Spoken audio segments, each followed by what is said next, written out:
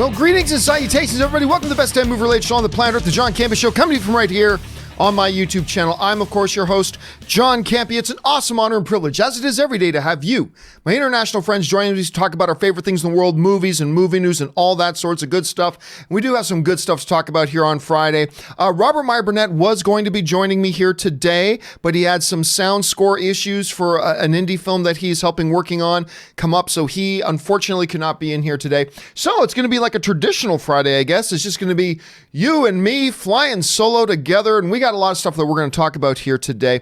Hey, listen, before we get into our main topics, I wasn't going to talk about this, but I thought I might as well bring this up. Last night, I went to go see Hustlers. Now, I'm going to be honest with you. Hustlers is a movie I had very little interest in. I didn't think it sounded all that interesting, although being based on a true story, that usually will get my attention because I'm a sucker for true story movies. But I didn't think the trailers were very good. I like Jennifer Lopez. I mean, I do, but I've never been the biggest fan of her acting, to be honest with you. Not that I think she's bad, don't get me wrong. I'm saying, like, Jennifer Lopez being in a movie is not enough to get me to go, ooh, I got to go see that. Constance Wu. I keep saying Candace Wu. Constance Wu. I don't dislike Constance Wu, but I mean, again, her name at the head of a marquee is not enough to get me to go, ooh, I got to go see that. You know what I mean? And the trailers weren't good to me. So I thought, yeah, that's one I'm going to pass on. That looks pretty dumb. But then all of a sudden, a couple of days ago, we start hearing people coming out talking about Hustlers there because they were screening it at the film festival and going, this movie's really good. And Jennifer Lopez, it's not outside of the realm of possibility that she might be in consideration, maybe not get an Oscar nomination, but at least be in consideration for an Oscar nomination. I'm like, really? Hustlers?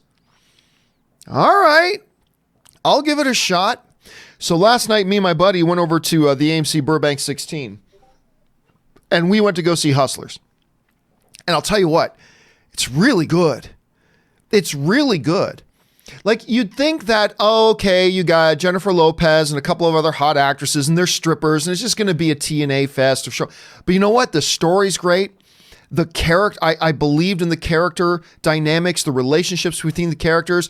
I got emotionally invested in it, again, because it's based on a true story thing. That gets my attention right away. And I'll tell you what, the Jennifer Lopez performance lives up to the hype.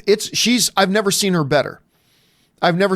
I'm not necessarily saying this is the best movie she's ever been in, although this might be the best movie she's ever been in. But I'm saying I've never liked her performance as much. And again, I'm not the world's biggest fan of Constance Wu, but she was really good in that movie too. Like, quite good. It's a solid movie with the right amount of humor, but seriousness. You get caught into the story, but it's also character focused.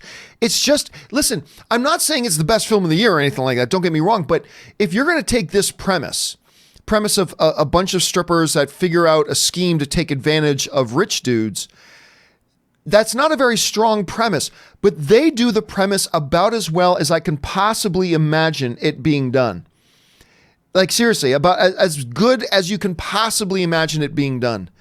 It's got depth, it's got heart, it's got humor.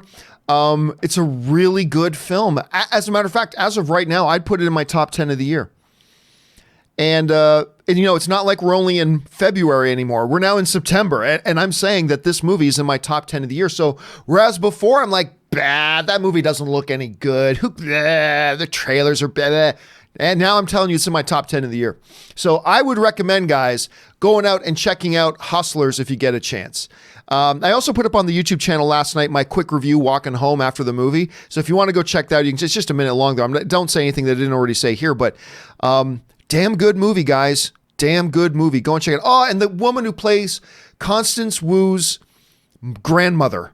Oh, if you've never fallen in love with a character in a movie before, you're going to fall in love with this small character in the film. But Constance Wu's grandmother in the movie is just terrific. Go check it out and let me know what you guys think about it once you do, because I actually had a hell of a good time with it.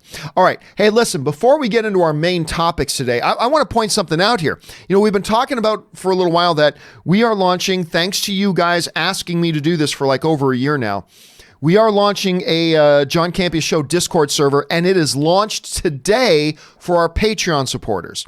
So it's going to open up to everybody. We're going to share, a link for it and invite everybody to come join that in a few days or about a week or whatever. But as of right now, it is open for our Patreon supporters. We just opened it up this morning, and already people are in there and chatting and talking and all this kind of stuff. And for those of you who are Patreon supporters, keep your eyes open because I sent out an invite to all the Patreon supporters today. Go and check that out. And just so you guys know, after the show today, after today's John Campea Show is done at 12 p.m. Pacific Standard Time, we're going to do an open Q&A post show in there. So we're going to do a post-show Q&A for us to go in there. So if you're a Patreon supporter, keep your eyes open for that invite. Come on in and join us at 12 p.m. We're going to do a quick post-show Q&A talking about all things we talked about here today. And I'll be in there chatting with you guys live. So make sure you guys come and join us for that. All right.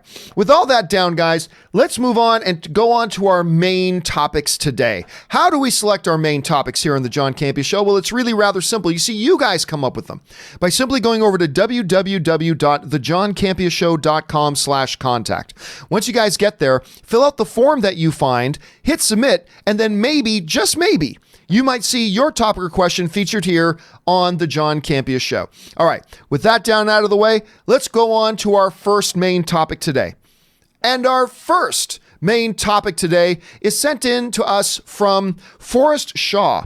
And Forrest Shaw writes, "Hey, John, did you hear that Paul Feig is to direct a movie called Dark Army for Universal? Apparently, it's a monster movie featuring classic and new Universal monsters.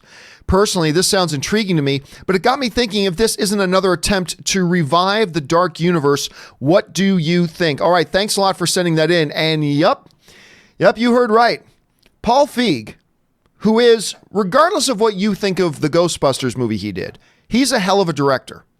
And if you don't say that, then you've just, I don't know what to say. If all you are is hooked up on Ghostbusters, then God bless. But Paul Feig is a hell of a director, actually. He has made hit after hit, Ghostbusters notwithstanding, but he's made hit after hit and really good movie after really good movie. Like last year, he did one of my favorite movies last year, one of the biggest pleasant surprise movies that I didn't expect, but A Simple Favor, that he did with Blake Lively. I love that movie. That is a brilliant movie.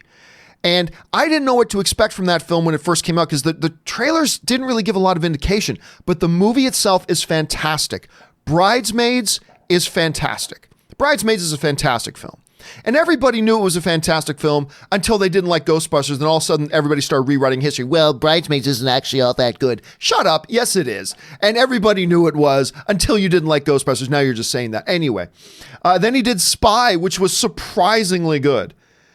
And he did The Heat, which was surprisingly funny. Not the best of his, but The Heat, which was surprisingly funny. Anyway, they've now turned to him to do this thing called Dark Army. So what is Dark Army? Well, according to Deadline, it's going to be, they're not releasing a lot of details about it, but it's going to be a movie that combines some of the classic Universal monsters with some new monsters they're going to be bringing in. What the overall premise of that is and how that's actually going to play out, I'm not really sure at this point. They're not really releasing a lot of details when it comes to that right now. But to the question, is this an attempt by Universal to revive the Dark Universe? After all, this thing is called Dark Army. And the answer to that is, I don't think so. I don't think it is at this point. I think right now, Universal got bit in the ass really badly with their attempted misfire of the Dark Universe. They took a beating on that. People didn't like The Mummy. They were embarrassed because of all the cast picture of all the stars are going to be appearing in all these Dark Universe movies, and then they just ended up making one. It was egg in their face. It was embarrassing. And listen, I'll tell you what, it doesn't matter what type of business you're in. Corporations, be they studios or big companies or production houses or gene manufacturers, or it doesn't matter. Big corporations do not like getting embarrassed. They don't like getting egg in their face. You can take losses, that happens, but being embarrassed, and that whole Dark Universe misfire for them was a big embarrassment. And I don't think they're particularly excited about quickly jumping back into some grand idea of, ooh, we're going to do a big shared universe now. I don't know about that. Now, we already know that they're teaming up with Blumhouse. Universal is teaming up with Blumhouse. They announced that a while ago to do some stuff. Now they're going to do this thing with Paul Feig. I think they're really just going to focus right now on trying to make some really decent-ass, standalone, good movies. Revive interest in the Universal classic monsters. I mean, then who knows? 2 or 3 years from now, 4 or 5 years from now, maybe Universal decides to take a crack at that again. But as of right now, I think they're still licking their wounds. I think they're still licking their wounds from the embarrassment they took with the Dark Universe thing, with the Mummy launch. And by the way, I didn't personally think the Mummy was as bad as some other people think it was. I don't think Tom Cruise's The Mummy was a good film, but I didn't think it was all that terrible. I thought it had some redeeming qualities. Again, not a good movie, but I don't think the dumpster fire that some people made it out to be. But anyway, I still think they're licking their wounds on that, so I don't think this is an attempt at that. But I'll tell you what, sign me up. I'm intrigued by this. I'm not going to lie and say I'm jumping up and down now. This is one of my most anticipated movies in the next couple of years. It's not, but I'm intrigued by it. And again, take Ghostbusters aside, which I remember me and John Schnepp came out of Ghostbusters and went, that actually wasn't bad. I mean, it wasn't particularly good, but we went, that actually wasn't all that bad. It's got some laughs in it, but it's not particularly good. But aside from Ghostbusters, Simple Favor, Spy, The Heat, Bridesmaid, this dude has done some really good stuff. And now he's got this new movie coming out called Next Christmas. You know, the one with the girl from Game of Thrones. I forget her name. She plays Daenerys in Game of Thrones. Emilia Clarke, that's her name.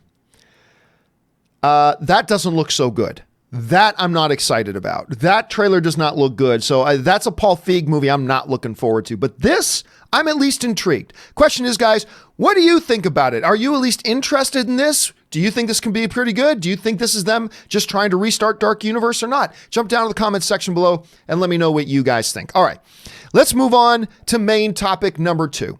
And our second main topic today gets sent in to us from Carlos, who writes, "What's up, John? Hope all is well." All is well, Carlos. Thank you for asking. "What has happened to the Edge of Tomorrow sequel? I love the first movie with Tom Cruise and Emily Blunt. Is the movie happening or was it canceled?" All right, thanks a lot. Now, look, Edge of Tomorrow, we've talked a lot about this movie over the last couple years. Edge of Tomorrow, unfortunately, will always for me be that movie that had the most balls awful marketing campaign ever. That and John Wick of Mars. John Wick of Mars. There's a mix-up movie. There's a crossover movie for you. John Wick of Mars. Somebody's got to make that somebody make that poster, please. John Wick of Mars. Anyway, John Carter of Mars was a really good sci-fi film that was just brutally marketed. Just horrible, horrible marketing. And it flopped. Nobody went to go see it because the marketing was butchered. But aside from that, one of the other worst marketing campaigns ever was Edge of Tomorrow. The marketing campaign for that gave no indication about what that movie was really like. So much so that when I went to go see Edge of Tomorrow, I was like, I was so surprised. This movie is nothing like the trailers make it look like. This is great. And Edge of Tomorrow, I think, is great. It's fantastic. Anyway, the question has been, are they going to make another one? And that's been the question for a long time. Now, as a matter of fact, like one of the big things about it is that the movie didn't do bad financially, but it came way under what it could have done if they had a half-decent marketing campaign. Instead, they just made, again, I don't want to go on in it too much, but they just butchered the marketing campaign for that. It was awful. So not nearly as many people saw it as I think would have gone to see it if they had a decent campaign. But it's also got an audience that is built afterwards. And again, it deserves it because it's a really fun, good movie. But it's been years. Now, they tried to get a sequel together a couple of years ago. As a matter of fact, Tom Cruise called Emily Blunt. It's like, hey, we want to do part 2. What are you doing between this date and this date? And Emily Blunt, she's famously said, dude, I'm Mary Poppins. I'm shooting Mary Poppins. I did not like Mary Poppins. Now, I was really excited about that Mary Poppins movie. And I thought Emily Blunt was great as Mary Poppins, but that movie was not good. That was just not good. That was a big swing and a miss for Disney there. Anyway, that being said, So they tried it at one point, couldn't make schedules happen. So now here we are, 2 years later after that conversation, 2.5 years later after that conversation happened.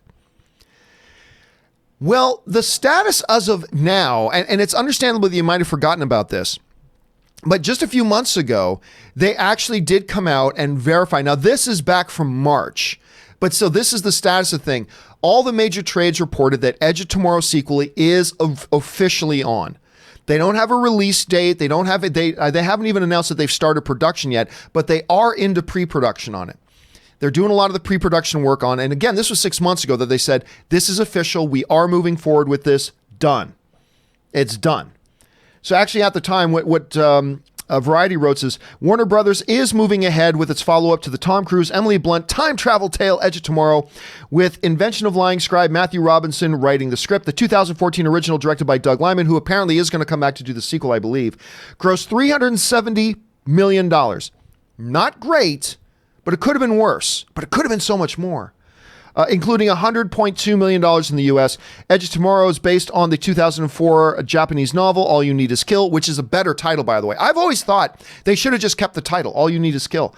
Edge of Tomorrow, I know we joke about it a lot. Edge of Tomorrow sounds to me like a bad daytime soap opera title. As we journey into the edge of tomorrow. Da, da, da, da, da, da. Yeah, that's what it feels like.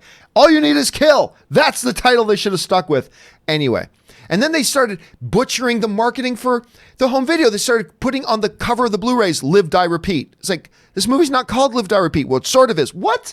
Anyway, they have just so, at every step, before the movie, during the movie, and after the movie came out, they have butchered the PR and the marketing on this film so bad. Anyway. So as far as we know, at this point, Carlos, it is on. They're in pre-production. Warner Brothers has greenlit the film. I haven't heard any official word as to when they actually start shooting it, when pre-production will be done and they'll move into production. No idea yet about a release date, but at least officially for now, they're saying it's on, it is coming. So I probably expect they'll probably be shooting before the end of the year. That's my guess. They'll start shooting before the end of the year. I don't know that for sure, but that's just my guess. If you guys find out any more about it, share it with each other, jump down to the comments section and leave your thoughts below. All right, with that down, let's move on to main topic number 3. And our third main topic today gets sent in to us from one of our Patreon supporters, Chad. Thank you for being a Patreon supporter, Chad. I used to hate Leonardo DiCaprio during the Titanic years. I thought he was a boyish actor that only girls cared about. Then I watched Catch Me If You Can and was blown away by his talent. Robert Pattinson has had a similar career trajectory. Only known for his roles in Harry Potter and Twilight, not a lot of people saw him as a serious actor. Then I watched Good Time and was once again like, wait, this guy can effing act. Now he has Tenet coming out and is the next Batman. And yes, so, and just so you know, the subject line of Chad's message to me was, is Robert Pattinson the new Leonardo DiCaprio? And I think you raise an interesting thing, because by the way, it's not just Tenet he has coming out. He's got this other new film coming out called The Star Is New. They haven't started shooting that yet, but he's got that. He's got one called Waiting for the Barbarians that he did with Johnny Depp, Mark Rylance, Academy Award winner Mark Rylance, Sam Reed, Harry Melling, who I actually really like. So he's done that as well. But you're right. It is kind of a similar trajectory that Robert Pattinson is having right now as Leonardo DiCaprio had. During his Twilight days, just seen as the teeny bopper magazine cover boy. You know, all image, no substance. At least, you know, that's what we thought, because he was just a pretty boy in a not very good series of movies. You may like those movies, and that's great. I actually don't mind the final Twilight film. I don't care if that's I actually don't mind the last Twilight film. I actually thought the final Twilight film wasn't that bad. Suck on it. Anyway. But that's all people thought of him as. And of course, that image wasn't helped by the fact that he was also, I can't even remember the character's name, in Harry Potter, right?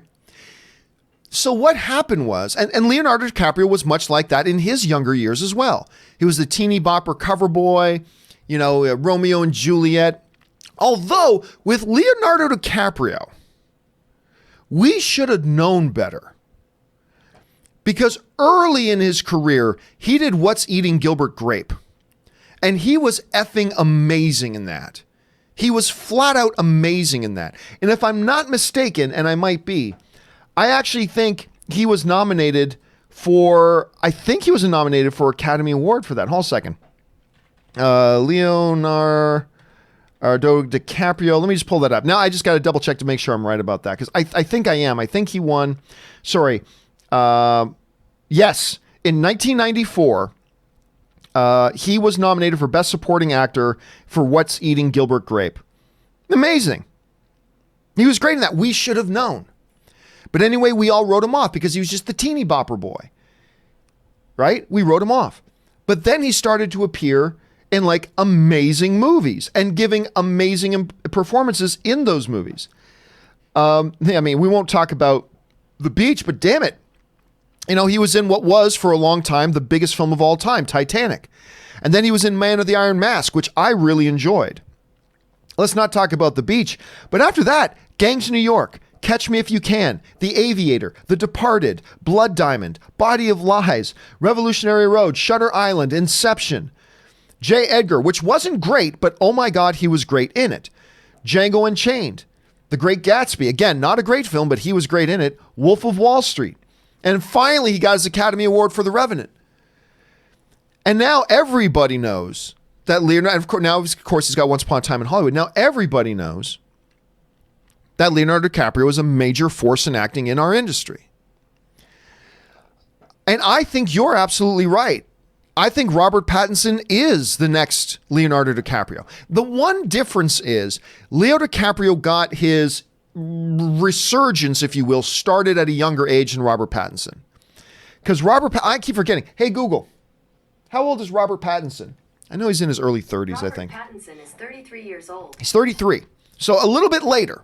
But the reality is that ever since Robert Pattinson did those Twilight movies and all that kind of stuff, he's done a bunch of smaller profile indie art films that he has slowly but surely started to develop a reputation as one of the best actors in the business. Top 20 that a lot of directors want to work with. But he kept turning down big roles. So he did The Rover, which I think that was in 2014. I think that is maybe his best performance to date. Not necessarily his best movie, but his best performance to date. And I actually do love that movie. He was incredible in that, but nobody saw it. He was incredible in Queen of the Desert, but nobody saw it. He was amazing in The Lost City of Z, but nobody saw it. He was arguably Oscar worthy. There was a lot of talk that maybe he should have gotten an Oscar nomination for Good Time. He was absolutely amazing, maybe even Oscar worthy for High Life. Now he's got this film, The Lighthouse, coming out. And then, of course, we all know he's the new Batman. And he's now going to be in the Christopher Nolan film, Tenet, which is ironic. He's in Batman, and then it's going to be in the movie of the guy who used to direct Batman. A little bit of irony there, but poetically so. This dude, I just remember the day they announced that he was going to be Batman. I just remember the internet losing their mind because a lot of us are ignorant.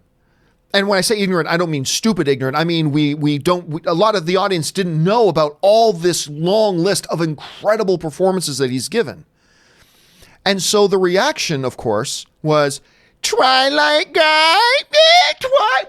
You're going to make Twilight guy Batman? And all the world is ending, the sky is falling because it's Twilight guy. And you know what? Here's the thing. If I didn't know about Good Time, and if I didn't know about Lost City of Z, and if I didn't know about High Life, and if I didn't know about all these incredible things and performed The Rover, if I didn't know about any of that, and all I knew was the dude from Twilight, hell, I don't know, wouldn't have been my reaction. My reaction also might have been, but why are you ruining Batman by putting Twilight Boy? That might have been my reaction too, to be honest. That might have been my reaction too. But what I think was important at that point, and what a lot of fans have done, and I think this is a testament to the fan base, what a lot of fans did was like, all right, I should check out at least one of these other movies that he's done to see if I should be upset about this. And what has happened over the last month or two since the official announcement is we've actually seen a lot of film fans going back to check out. Okay, if this dude's a new Batman, I better check him out because, man, right now I'm nervous. So they've gone and checked out his thing. And now the narrative in just like a couple of months has completely changed. Now, all of a sudden, people are actually excited about this dude being Batman. Not everybody, obviously, but a lot of people have actually done their homework. They've gone back and checked out one or two of these films, or some people have checked out all of his filmography. And all of a sudden now, it went very quickly from, how dare you put Harry Potter and, Twilight Boy as Batman, which is understandable if you never saw anything else of his. They've gone from that to, hey man, he's going to be a good Batman. You're damn right he is. And you put him in the hands of a director like Matt Reeves, I think this is going to be something. I really do. And yeah, you're looking at this trajectory the dude's on, and now he's starting to do bigger movies. He's like, okay, I've done the small indie tour things. I've established my reputation.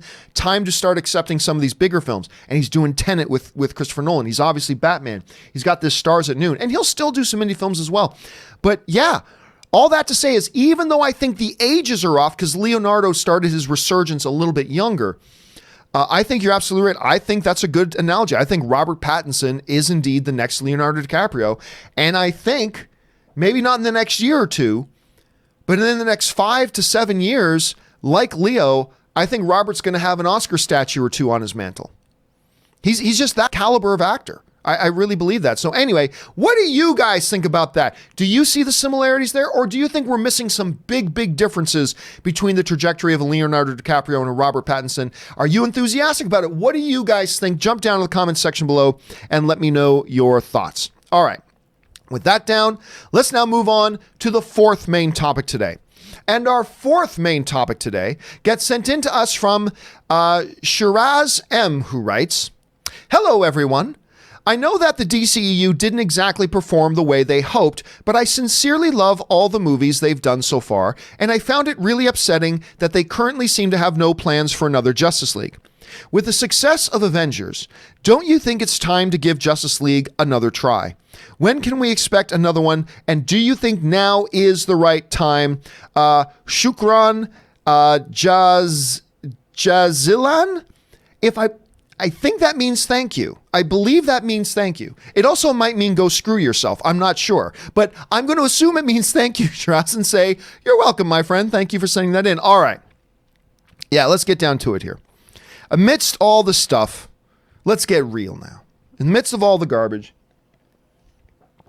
controversy, whining and crying that some of us have done, me included, all that kind of stuff regarding the state of the DCEU. This seems to be a big topic, has been a big topic, will continue to be a big topic. And for the record, let me say this. I really think DC has got their act together. I really do. Now, I'm one of these guys, and I know people hate this, but I just got to be honest. I have honestly liked every single one of the DCEU films, even Suicide Squad. Don't get me wrong. I acknowledge Suicide Squad is a hot mess of a movie. But there was enough in it that I just found entertaining that when I walked out, I was like, yeah, I got to admit, I had a good time watching that. I got to admit, you guys know what I think about Man of Steel. I think it's the most underrated comic book film of all time. I love Man of Steel. I love Shazam. I really liked Wonder Woman. I quite enjoyed Aquaman. And I liked Justice League. I went to go see it like 7 times in theaters. I can't explain why. It's not my favorite DC movie, but for some reason, I just wanted to go back again and again. I went to go see Justice League like 7 times in theaters. But that doesn't mean we don't acknowledge the fact that there's a lot of people who didn't. And they didn't perform the way they had hoped. Aquaman aside, and Wonder Woman did quite well too, by the way. And Suicide Squad overperformed. I mean, they made some money, but I think it's fair to say that they've not made the money they were hoping to make, right? That being said, and not gotten the response and the reviews and the audience reaction that they were hoping to get. Now, this has caused them to kind of change directions a little bit and change philosophies. And, they kind of trashed the idea of Justice League 2 at a time. That, we've gotten comments from them recently saying they're focusing more on just standalone films. They're not really worried about shared cinematic universe and all that kind of stuff. So then where the hell does that leave Justice League? Because I'll tell you right now, while I appreciate and recognize that it's working, the current philosophy that Walter Hamada's DC strategy has, while I appreciate that, the fact of the matter is the Justice League is one of the most important, recognizable IP brand names in all of comic book culture. It's Justice League. And you're right. In an era where Avengers movies are setting all-time box office records and gaining huge expectations from the audience and big reactions from the audience, you cannot be in a situation, I believe, if you're Warner Brothers, to not at least be thinking about where Justice League comes back into it. I get it, and I respect Hamada's current position, and it's working, of standalone, good, solid individual films. It worked for Aquaman. It worked for Shazam. I don't know how it's going to do for Birds of Prey, but I believe it's going to work with Wonder Woman 84, with Patty Jenkins still directing, because she's great. So she'll make that a good movie as well. I think that's working, but all that notwithstanding, you've got to at least have some eye on what you're going to do with Justice League. You can't just throw Justice League out. Now, when can we expect Justice League? I have been told two different things, all right? I've been told two different things, both from what I consider to be pretty reliable sources. However, both completely opposite from the other. So that's why I'm not running any sort of a scoop here, because I've gotten two different words about what's going on with Justice League from two people I consider fairly reliable. The problem is the two stories I'm getting from these two sources are completely the opposite of each other. I will tell you what they are, and then you guys can take it from there. But it leaves me in a place where I don't know what's going on. But here's what I've been told. On the one hand, I was told with somebody connected with Warner Brothers that as of right now, it's not just PR talk. They really have no idea and no plan for what they're going to do with Justice League right now. That doesn't mean never. That doesn't mean they've thrown Justice League away. But I've been told directly that Warner Brothers and DC have no plans right now. They know at some point they'll get around to it, but no thought, no strategy, no plan for it right now. They're really just committed to this current strategy they have, and it's working. I'll give them that. It's working. And they've decided not to get ahead of themselves, and we're just going to keep moving forward, and when the time is right, they'll start thinking about it. All right? So that's what I've been told by what I consider to be a very reliable inside source close to the situation. The problem is, I then talked to another person who I would also say is very closely connected to the situation, who told me a completely different story and told me that there have not just been meetings about Justice League, but there have been regular meetings about Justice League. And now it's not a matter of if, it's simply a question of when, and they might be even targeting something like a 2023 for a production. Not that it would come out in 2023 necessarily, but that they would target 2023 production, which maybe means 2024, maybe 2025, who knows. So within about 5 years, they've already got a plan that they are moving ahead with a new Justice League movie. They want a couple of years to develop these individual stories, reestablish their reputation with the audience, reestablish good credibility with the audience, reestablish themselves as a quality brand, and, get past the somewhat little bit of a shaky start that they had. And then they're moving ahead with Justice League, which again is completely the opposite from what I got told by another person, I believe. So at this point, it leaves me going, I have no idea what is true, if either of them are right. I don't know. To the part of your question, though, where you asked, is it time for another Justice League? I'm going to say no, not right now. Because I do believe you need a little bit more of a winning streak going here. Get the bad taste out of everybody's mouths for those people that the DCU hasn't worked for them yet. Put a little bit more distance. Not a lot, just a little bit of distance. Keep knocking out some high quality movies, develop that reputation with the audience that when we put out a DC movie, you're going to like it. Like you liked Aquaman, like you liked Shazam. They got to keep on that. But I would think, to me, the right time is probably in about 2 or 3 years to start production. To me, that's the right time. Because here's the thing. While I agree with the current direction, I don't think it's an either or. I think you need to do the current direction with a clear vision and eye on your next Justice League. That's the summation of this thing. That's where the gold at the end of the rainbow lies. That's what the audience is really hoping you can build up to and do on the level of a Marvel, what they've done with Avengers. It can be done. It can be done. But as far as what is the status of it right now, again, your guess is as good as mine.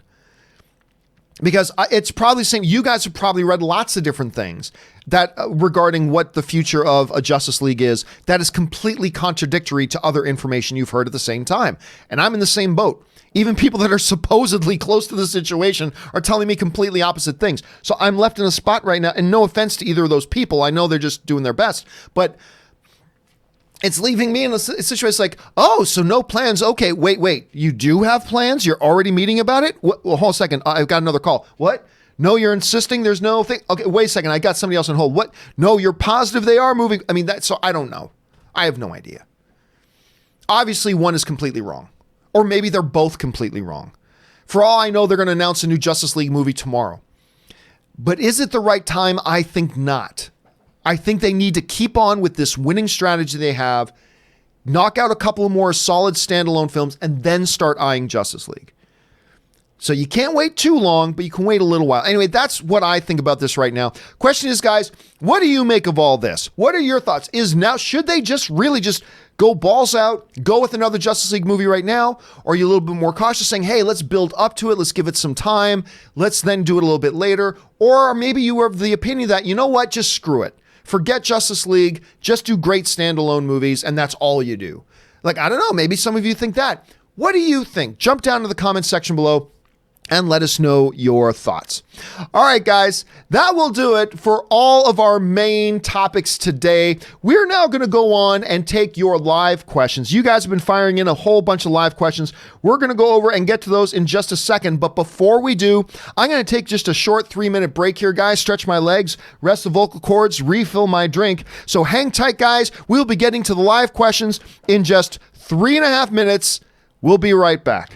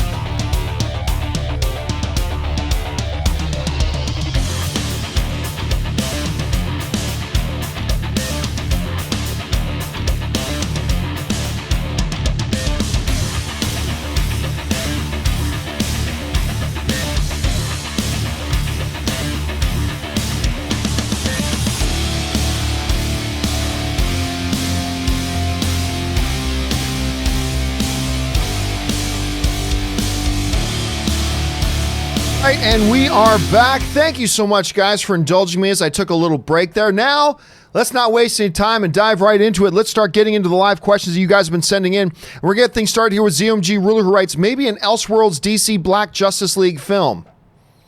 I don't know if you mean DC Black as in a black label or Black Justice League film, like all the characters reimagined as black characters.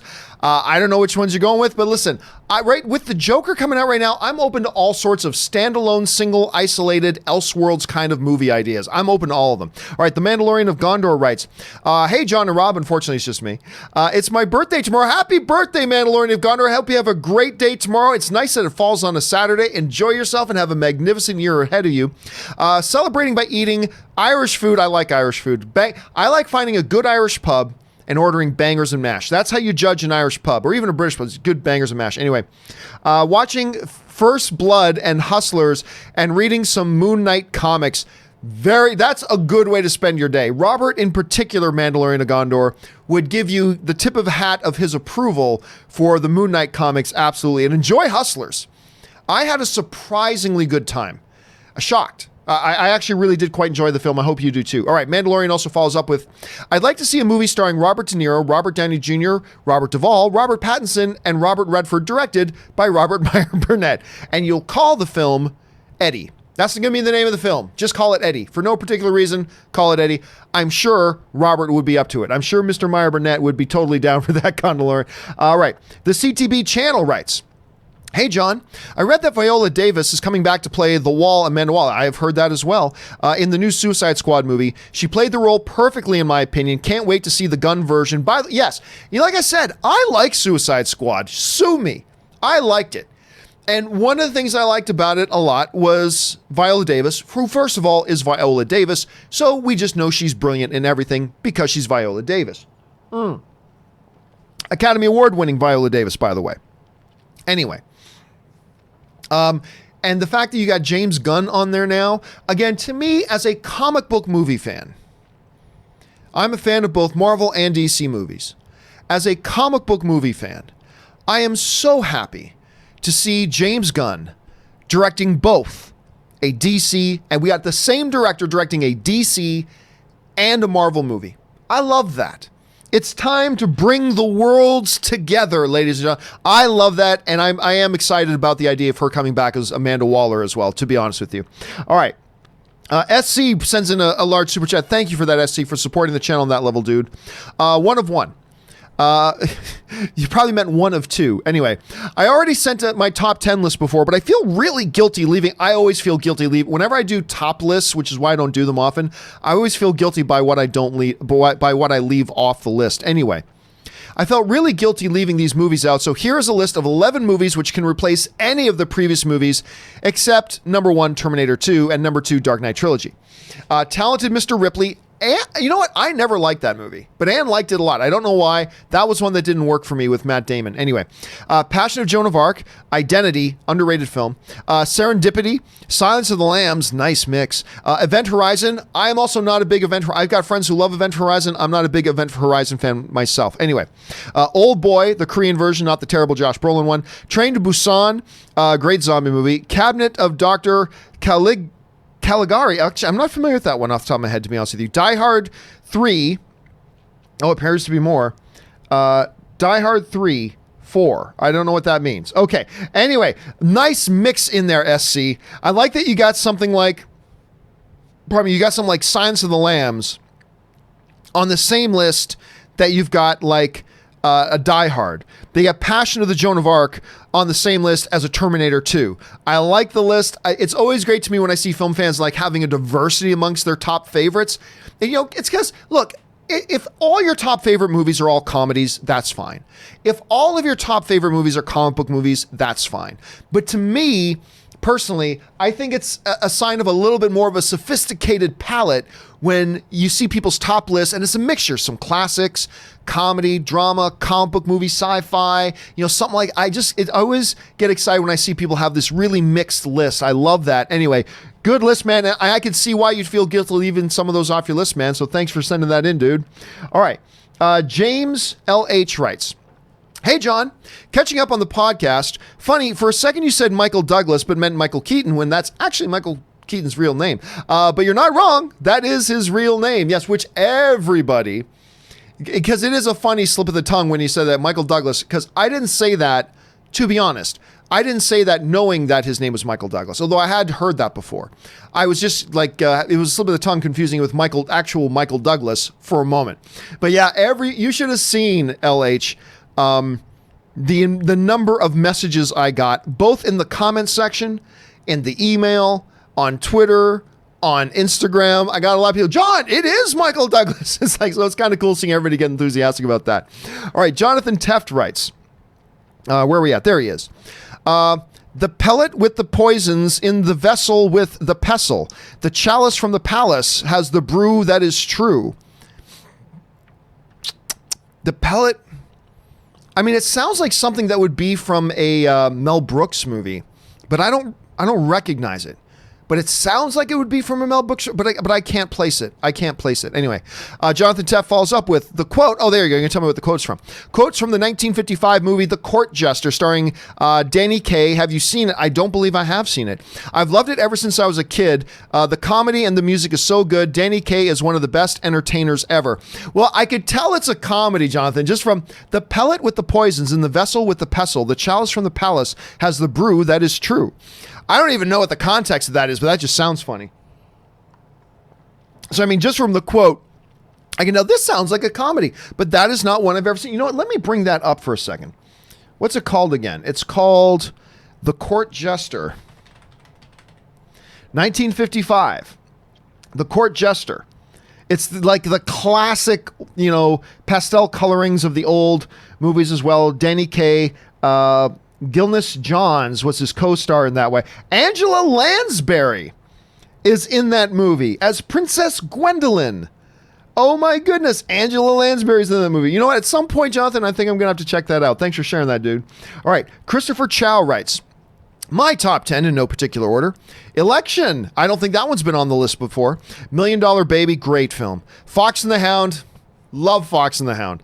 American Pie, October Sky, Gangs of New York, Up, Up. Harry Potter 1, Labyrinth, and The Matrix. That's, again, a nice mix of film. I think that might be the first time Fox and the Hound was put in there. It's funny you bring that up, Christopher, because the other day, me, Ann, and some friends were at Disneyland, and we started, I can't remember what brought it up, but we started talking about two different old classic animated films.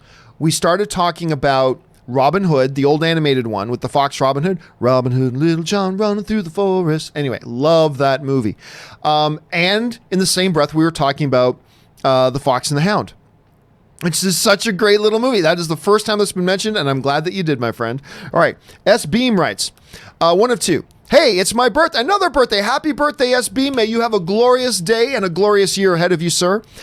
Some of my favorites from the year of my birth, 1982, are, oh, what a year. What a year. All right, E.T., Conan the Barbarian, Dark Crystal, Airplane 2, Swamp Thing, Rocky 3, Poltergeist, Star Trek 2, Blade Runner, Tron. Holy crap, what a year.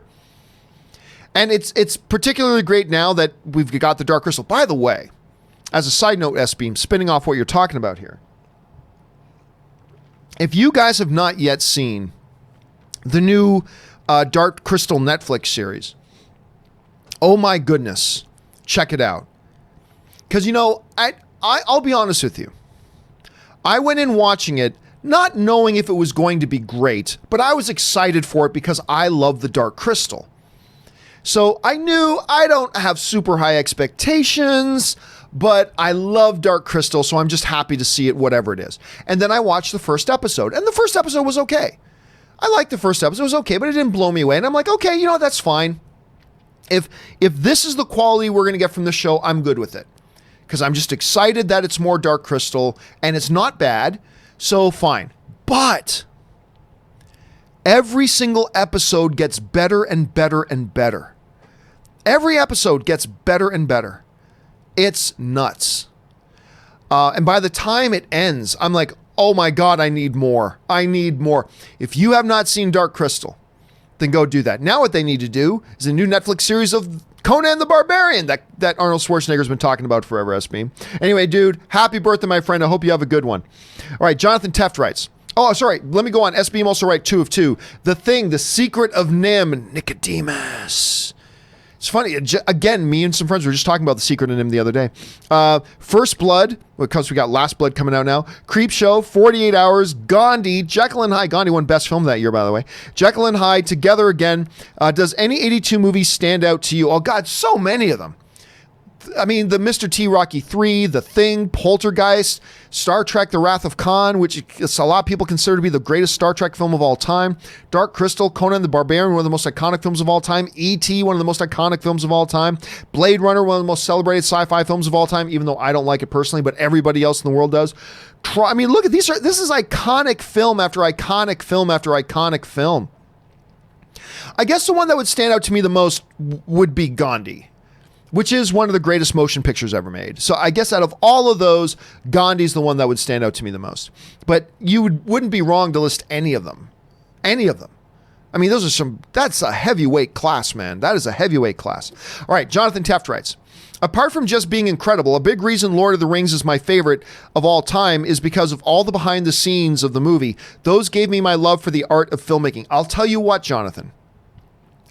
To me, the two best examples of a movie series with incredible behind the scenes footage on their DVDs or Blu-rays. The best ones are Lord of the Rings, and even though I don't like the movies, no kidding, the Star Wars prequels. I don't like the Star Wars prequels, but I buy those discs just to have the behind the scenes stuff. If you want to get a real appreciation for the work and the talent and the magic of movie making, the two best series of films you can get on disc, make sure you get the versions that have all the behind the scenes documentary stuff on it, is the Lord of the Ring discs, like Jonathan's pointed out, but also, ironically enough, the prequels. Particularly the Phantom Menace one, but Phantom Menace, Revenge of the Sith, Attack of the Clones. The behind the scenes stuff on those discs are inspiring and remarkable. And like I said, it will give you an appreciation for the magic and the creativity and the hard work and the sheer size and man hours that goes into making films like these. Both the Lord of the Rings and the prequel ones. If you haven't sat down and watched those, I highly recommend you follow Jonathan's advice here and you do that because they're great. And they'll make you fall in love, not just with the movies, they'll make you fall in love with the art of making movies. So good on you for bringing that up, Jonathan. All right, let's see here. Jonathan also writes, Viggo Mortensen, speaking of Lord of the Rings, is my favorite actor of all time. Besides Lord of the Rings, what's your favorite of his movies? History of Violence, Eastern Promises, and Captain Fantastic. I was going to say Captain Fantastic was really, really good. Then he's got one called Hidalgo. That one wasn't so good. I got to say, while I don't love Eastern Promises, and I don't love History of Violence, although they're both really good films. I got to say it's his performance in Eastern Promises that makes me go, oh my God, this guy's good. Like it's the performance. And again, it's not in my top 50 favorite movies of all time or anything like that, but Viggo's performance in Eastern Promises is astonishing. Just astonishing. I mean, the change room fight alone, or was it change room, bath, whatever it was. That fight is like, oh my God, how do you make that scene? It's so good. I got to say, that's probably my favorite performance of his, Jonathan. That one is probably my favorite performance of his. All right. Tyler Eklund writes, 1 of 2. Hey, John, I just watched The Monster Squad. Whoo, cheesy. Last night from listening to you talk about it for years. Super corny. Yes, sir, it is. 2, how does Dracula know how to drive? Where'd all the dynamite come from? Is she a virgin? Thanks. Listen. Asking those questions, Tyler, we're going to sit down and have a heart to heart right now about the nature of the universe, is like asking, why does the river run that direction? Because it just does. Why does the sun rise in the east? Because it just does. There are some movies that you need to adopt when it comes to all the questions in the movies, and that's not the only one. But there's a lot of movies that have a lot of things in it that would raise a lot of questions. And at some point, it's just better as a filmmaker to just go, it just does. Like, wait, I've watched many movies and go, wait a minute, why does that happen there? But it's completely contradictory to what happened earlier. Because it just does. There's some movies you have to accept, Tyler. Why does the sparrow... I don't know, what do sparrows do? Why does the sparrow do what it do? Because it just does. There's some movies that you just got to accept that and move on, because quite frankly, in some movies, there's no better explanation than that. Anyway, thanks for sharing that, dude. Uncharted Halo writes, 1 of 3. When I said the success of video game movies can be driven by people's investment in the source material, the iconic status some of them reach, and the perpetual nature of the stories, I didn't mean that films will be successful for those reasons alone. I was making an argument for a hypothetical situation where the video game movies were already good, and that's the reason I listed would be bonuses for their success. In short, I'm saying video game franchises are far-fetching and their cultural impact can make good film adaptations more relevant to people. I'm not sure I agree with that, Uncharted. I'm not sure I agree with that. I think it's all about if the movie's good or not. That's it. All that other stuff is nice window dressing. All the other stuff you're mentioning is nice window dressing. And quite frankly, I don't think, you cannot deny. Here's what I think. I'm going to say something that's not going to be popular, but I think if you really consider it, you might see where I'm coming from on this, okay? While I think you cannot deny the overwhelming popularity of the video game industry, while you cannot deny the overwhelming popularity of the industry, I don't know that you can say that there are a bunch of video games that are pop culturally iconic. I mean, honestly, look at last year's God of War. Nobody talks about God of War anymore until another one is coming out. But I mean, it won Game of the Year. It's fabulous. It's wonderful. But then the next game comes out and that's what everybody's talking about. And I really don't know that while you can't deny the cultural impact and the dominance and the juggernaut that is the video game industry, I don't know that you can make an argument. And and maybe you can. I'm just saying I don't know. But I don't know that you can say, oh no, these video game characters are as iconic as Hans Gruber. They're as iconic as the Joker or Darth Vader or or Gandhi, or I don't know that you can make that argument, to be honest with you. I don't think they're on the same level. As an industry and the popularity of gaming itself, undeniable about how huge that is. But even take a game like, what's the most popular game in the world right now? Fortnite, right? I think it's safe to say that's probably the most popular game in the world right now, Fortnite.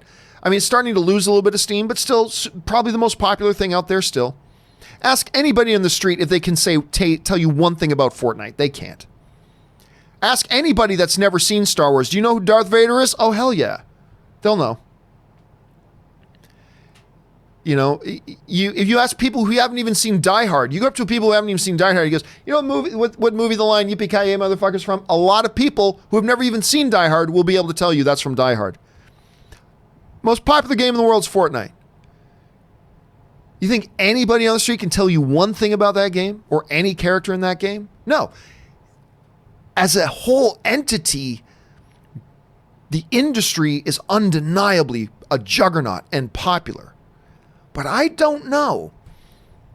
Like, I don't think if you go up to even some really popular, I don't know if you go up to the average person on the street and say, do you know who Nathan Drake is? I don't think they'll say, oh yeah, he's from that video game. I don't think they can tell you that. You go up to people who've never seen Friends, though, in the street, and you say, you know who Ross and Rachel are? A lot of people who have never even seen that show. Not everybody, but a lot of people who have never even seen that show say, that's from Friends, right? Ross and Rachel, I mean, that's from Friends, right? Even though they've never seen it. I just think it's a different thing. So I ultimately, Uncharted, I think the bottom line, no, it's all about making the movies good. And if you can take advantage of some IP that's already got some recognition to it, all the better. But that's where I think the value ends, is recognizable IP, which carries value. And there is value there.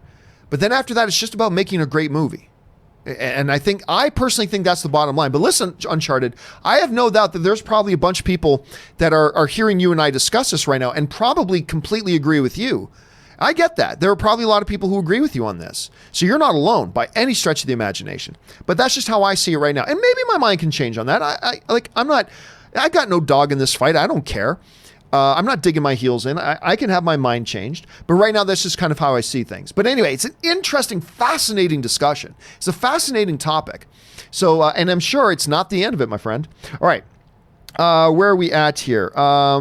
James LH writes, regarding Apple TV Plus topic, at least I can access in the UK. Yeah, that's true. As it's in 100 territories, unlike 5 territories for Disney. There's a service called Disney Life, which I hope now they use for the new content while we wait. And you know what, James? That's what a lot of people are suggesting. That, for instance, here's an example. In India, what's it called? There's a service in India that some of our viewers from India have been writing to me called Hotstar or something like that. It's a streaming service that's actually owned by Disney. And they've been told in India that Disney's going to take Disney Plus content and stream it on Hotstar until Disney Plus comes out there. So I'm sure there probably are a number of markets that have other services that Disney either owns or works with where they will probably stream that. How many territories will have that? I have no idea. But I'm sure it's going to be part of it. But you're right, James. In this discussion that we've been having about Apple TV Plus, which I'm not completely interested in, versus Disney Plus, you're right. One of the big areas Apple TV is ahead is that when they launch, they're launching in 100 territories. When Disney Plus launches, they're launching in 5. More with other services like Hotstar in India, but how many I don't know. We're going to have to wait and see. But that's a great point, James. Thanks for bringing that up. All right. Captain Confidence Entertainment writes, the boys' Gill scene is a symbolic payback for what he did to Starlight. A fun fact, I taught actor Chase Crawford Bible study when he was in 8th grade. That's interesting. So what Captain Confidence is talking about is a question came in the other day about just talking about that scene in The Boys with the gills. And if you haven't seen it, you won't know what we're talking about. If you have, you totally know what we're talking about. To me, that's a scene that I don't even know that needs to be there, because I'll be honest with you, Captain, is that there's many other things that happen in the show to him particular that is very much kind of a payback for what happened, for what he did. And so I kind of already got that point that, you know what? Karma is getting this guy. And now bad things are happening to him as a result and as a consequence of what he did to, I believe the character's name is Starlight. Yeah, to Starlight, for what he did to Starlight and how he treated Starlight. So I kind of feel like symbolically that had already been going on in the show. And I feel like if you're going to put in that Gill scene, you either need to take out a number of the other scenes that already kind of make that point, or you shouldn't have had the Gill scene at all because the point's already been made. So yeah, to me, and I love The Boys. I love this show with a deep, passionate love. I'm just saying, though, that one scene is one I think they could have skipped on because I didn't really see... By the time they got around to it, because I think you're right, it is sort of a symbolic thing of payback, but I feel like they already did that to one degree or another. I feel like that point was already made, and so I kind of feel like that scene wasn't even necessary. It didn't need to be there. It didn't serve the story, you know what I mean? But that's just my point of view. I know, I got a friend of mine who you know that totally loves that scene, that completely loves that scene. Anyway, Mike McKeel writes, look how they massacred my boy. Look how they massacred my boy. That one I know. I didn't know the last one, but that one's Godfather. That's a classic one from Godfather for sure. Uncharted Halo writes, where do we go? Oh, we already did that 3 of 3. Okay. Aaron Moen writes, everything about naming your fan base like Fampia's. It is not my place to name. And by the way, I don't have a fan base. I don't have a fan base. What I am a part of a fan community, but I don't like, what's the best way for me to put this? I don't think I have fans per se. I think I am a part of a community where we are all fans. I think we have fans of what we do here, that includes you guys and me, that we get together and talk about these movies. We have these discussions. We get to offer points of view that we agree with and points of view. I'm certain I've said certain things today that you disagree with, but that's part of the fun of it. That's part of the process. That's part of being a film fan. That we say things that we agree and disagree with, hopefully raising up points that we hadn't considered before, sharpening why we agree or sharpening why we disagree, all that kind of stuff. And I think there are people who are fans of having a fan community. I don't know that I have a fan base, but even if I had a fan base, it's not up to me to name them. So that's not up to me, whatever. So, but Fampia's, no. I'll be straight with you, Aaron. I don't think that catches. I don't think Fampia's, I don't think that catches, to be honest with you. If I had to make one up, I don't know, maybe I'd call them, we are the Knights of Filthy. I don't know. By the way, for those of you who've been watching some of my play-in chats, because I've been playing World of Warcraft Classic at night and just streaming, and we just chat movies while I'm playing World of Warcraft. For those of you who've been watching my play-in chats, the name of my character right now, it's an undead mage. The name of my character is Darth Filthy. Yes, it is. So there you go. Anyway, thanks for that, Aaron. David Tapia writes, seems old Marvel cartoons like X-Men will be back on Disney+. But yes, I believe I just read that the classic X-Men cartoon, I believe, is going to be on Disney+. I didn't know that they put that there.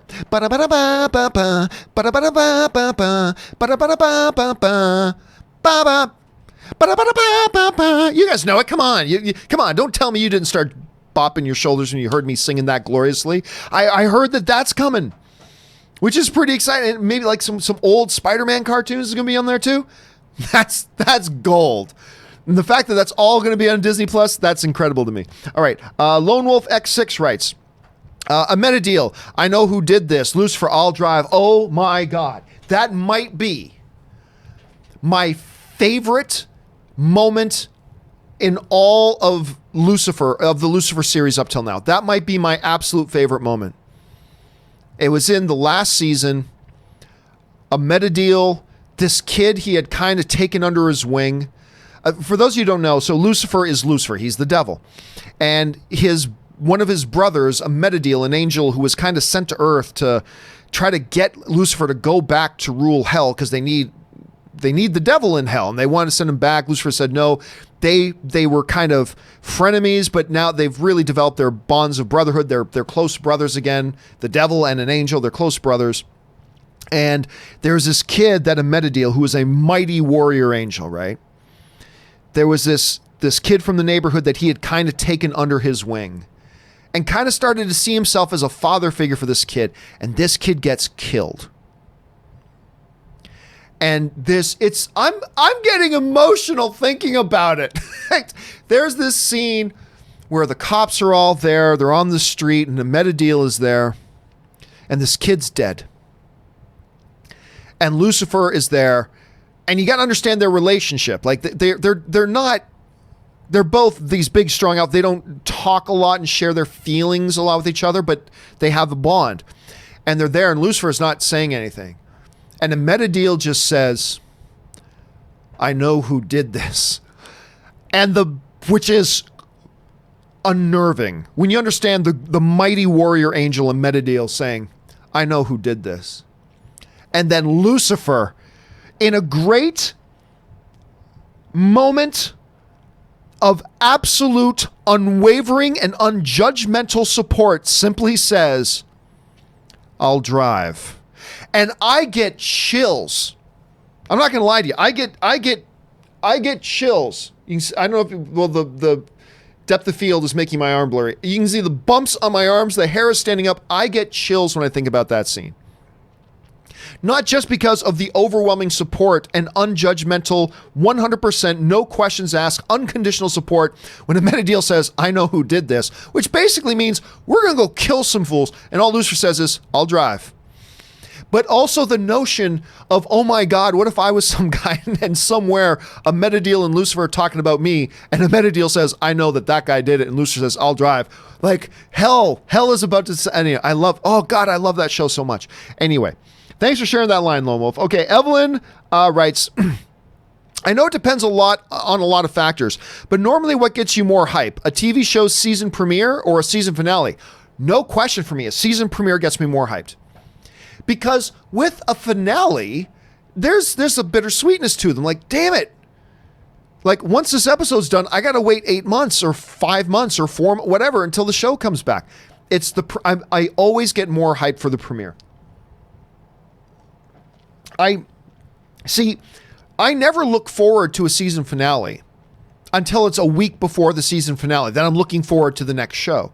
But I will look forward for 5 months to the premiere of the next season. You know what I mean? So premiere, I get more hype for a premiere than I do for a finale. All right, Patrick Conway writes, just applied as a film trainee for a film with Emily Blunt and John Hamm, which is filming in my home county, Mayo, in Ireland.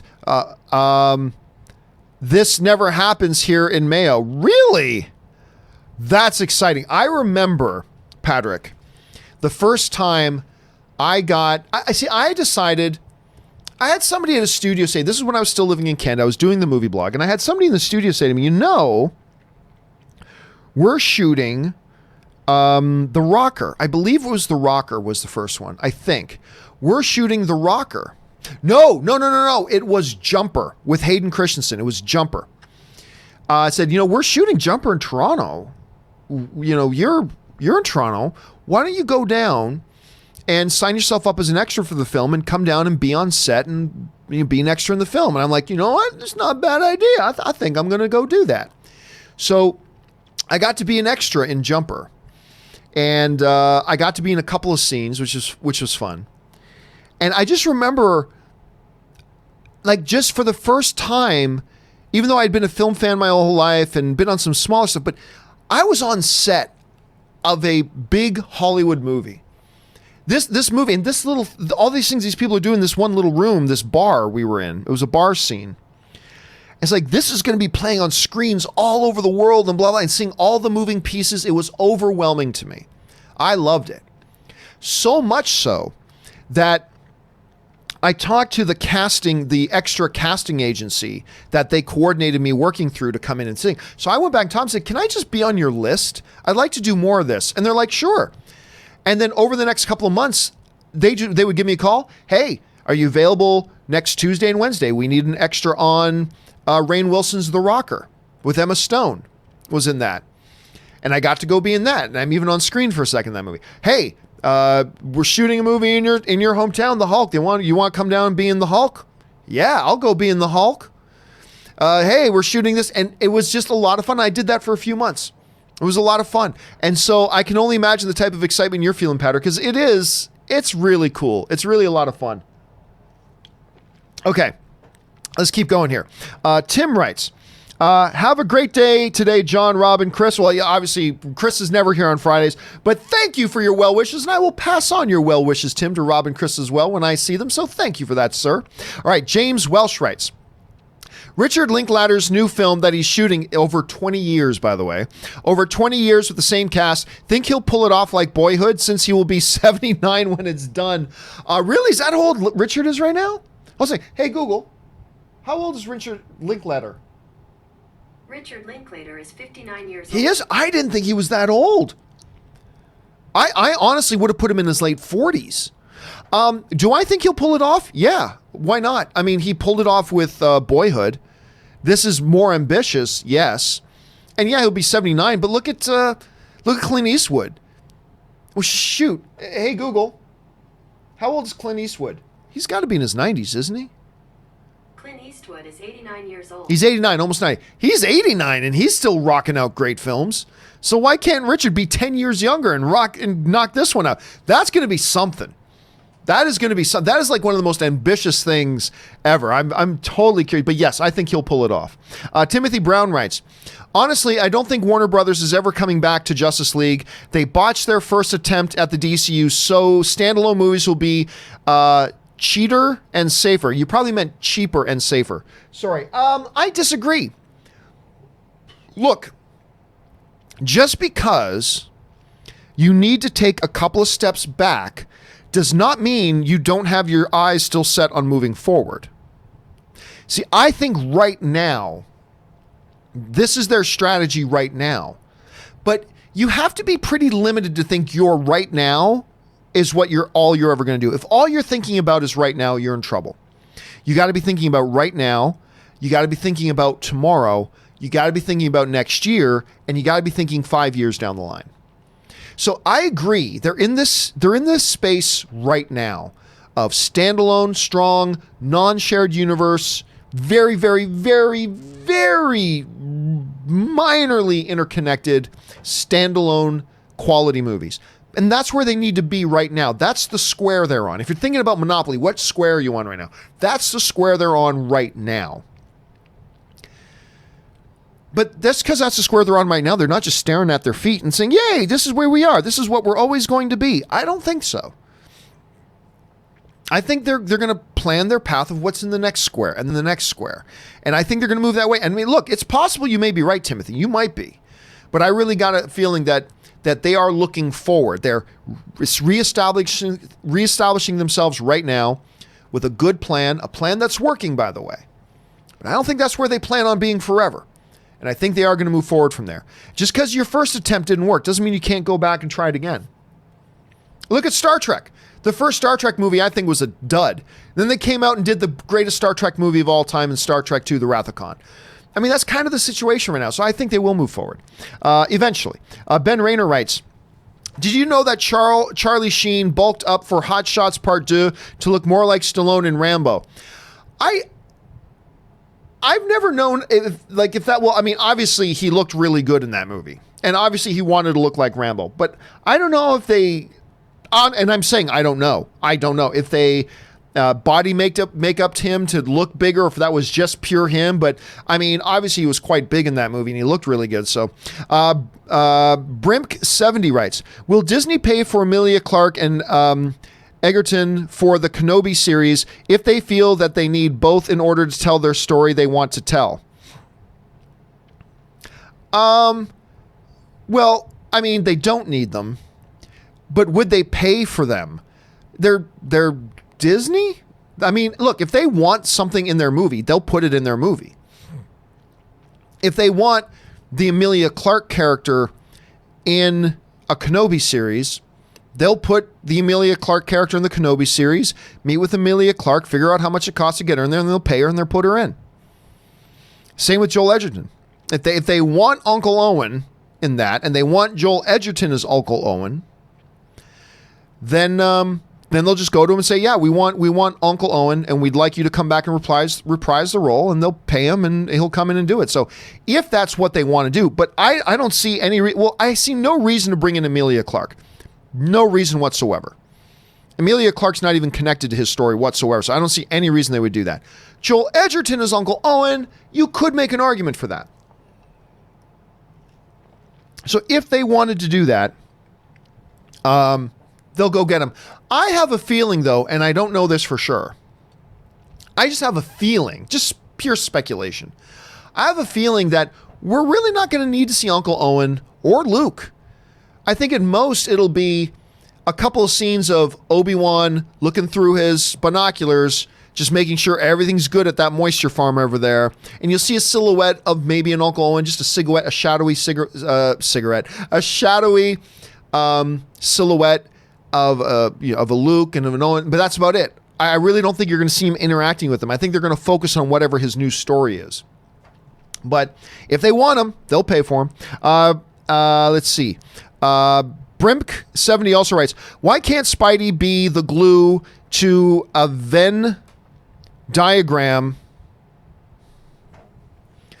Why can't Spidey be the glue to a Venn diagram between Sony and Disney? They just need to cooperate to ensure the narratives don't conflict. Feige can executive produce the Sony stuff, which could just mean that he looks at the scripts pre-production, then he's out. Disney doesn't want to have anything to do with it. I mean, that's the bottom line. Disney doesn't want to have anything to do with it. And here's the problem. You can't connect them because this is an extreme example, but what say that Sony decide if you try to pretend their universes are connected still. Let's say Sony wants to do it where the Sinister Six destroys New York. And this is just an extreme example. This makes the point. Let's say Sony working on their own, but they're still pretending they're connected with Disney's universe, which there's no need to do that, by the way. There's no need to do it. But if they did, let's say Sony decides we want to do a movie where the Sinister Six hatches this evil plot and they blow up New York City. Okay. Well, what is Disney supposed to do with that? If you say that their universes or pretend that their universes are connected, now Disney has to make it so I guess we got to say New York's destroyed in our movies too. We don't want to say New York is destroyed in our movies. Sony, don't do that. And Sony will say, screw you. There are movies. We can do whatever we want in our movies. Don't try to limit us. Now, that's just an extreme example, but that would come into play. That principle would come into play all the time. We want to say this, but that would impact us. Too bad. We're doing it anyway. It just doesn't practically work. And there's no need to. See, here's the thing. We got to look more long term. We can't just think about the first 5 minutes of the next movie. We got to think more long term than that. We can't just go, "Aw, man," which is me sometimes. "Aw, man, but I wanted to see what happens when Spider-Man does this." You don't sacrifice the long-term goal for a quick momentary thing. There's simply no need to keep them connected. There really isn't. Spider-Man was perfectly fine before they went with Disney. Yeah, the last one they did before the Disney deal was The Amazing Spider-Man 2, and that film was a letdown, no doubt. But before that, they did at the time was the greatest Spider-Man movie ever made, was Spider-Man 2. The first Spider-Man was solid. The critics and the audience, everybody tries to rewrite history now, but the critics and the audience scores for The Amazing Spider-Man 1 were solid. I like The Amazing Spider-Man 1. Amazing Spider-Man 2 is a step down. And what has Sony done since then? They made an $800 million plus Venom movie that the audiences enjoyed, and they made the greatest Spider-Man movie of all time in Spider-Man and the Spider-Verse. They'll be fine. We'll get over it. You don't sacrifice the long term for the short term. You don't do that. Unless you're an NFL team and you're trying to win a championship this year, to hell with the future. That's different. But filmmaking wise, it's okay, we're going to miss out on what we momentarily wanted right now, but you got to go with what the longer term plan is. So it just simply doesn't make any sense. If Disney and Sony don't have their overall deal in place, it makes no sense for completely separate movie universes and studios doing their own films independently of each other to say, let's just pretend our universes are connected, because that would cause nothing but problems. Nothing but problems, as far as I'm concerned. The MCU is going to be fine. Sony with Spider-Man is going to be fine. And we'll all move on from this. We'll all move on. Anyway, that's just my thoughts on that, Brimp70. All right, the last comic book standing writes, rumors of Marvel making Magneto and Professor X people of color are growing. I think your theory, Rwandan genocide origin, is awesome. Pick your two actors. Well, I never do that. I never do what actor, X actor in X role. I don't play that game. There's a lot of great talented actors, and if you put any of them in, I'm perfectly happy. That's all I care about, is that you get a good actor. But here's the interesting thing. See, I've been saying for a long time, you don't have to make the new Magneto black. But you got to understand that you can no longer make Magnetos, or everybody complains and argues, but I'm sorry. The fact is, you can't make a new Magneto. If these movies are happening in 2019 and 2020, you can't make your new Magneto the same story as the traditional Magneto with the concentration camps and, you know, the German connection. You can't do that. It makes him too old. Well, then everybody's, just say that one of his mutant powers is that he doesn't age. That's not one of his mutant powers. That's not how mutants work. Every mutant is different. They all have the thing about mutation in the comics is that everything is very unique and different. And that is not one of Magneto's powers. He's the master of magnetism. Oh, and he ages slowly. No, that's not Magneto's power. So you don't start making Magneto something that he's not just so you don't have to get with the times. And so the argument I've been making has been, look, you need a new origin. So what you need now is a Magneto today, an Eric today, that something else in a more recent human history that showed off the worst of humanity. Because that's what the whole thing about Magneto in those concentration camps was.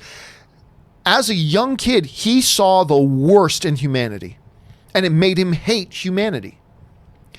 You need a new story with Magneto that's much further, like 20, 30, 40, 50 years ahead of, you know, the concentration camps. Another travesty in human history where humans showed off the worst of what we are. And the Rwandan genocide is just one example of that. That's actually, if you guys don't know much about the Rwandan genocide, you need to look into it, because it is one of the most horrific, horrible things that examples of humans doing things to other humans. It's unbelievable. And it would be a perfect backdrop for something like a young Eric growing up in Rwanda, seeing his family butchered by other people, seeing the worst in humanity that turns his heart completely against humanity, and it's like mutants or nothing, the same as it did with the concentration camps. But there are others as well.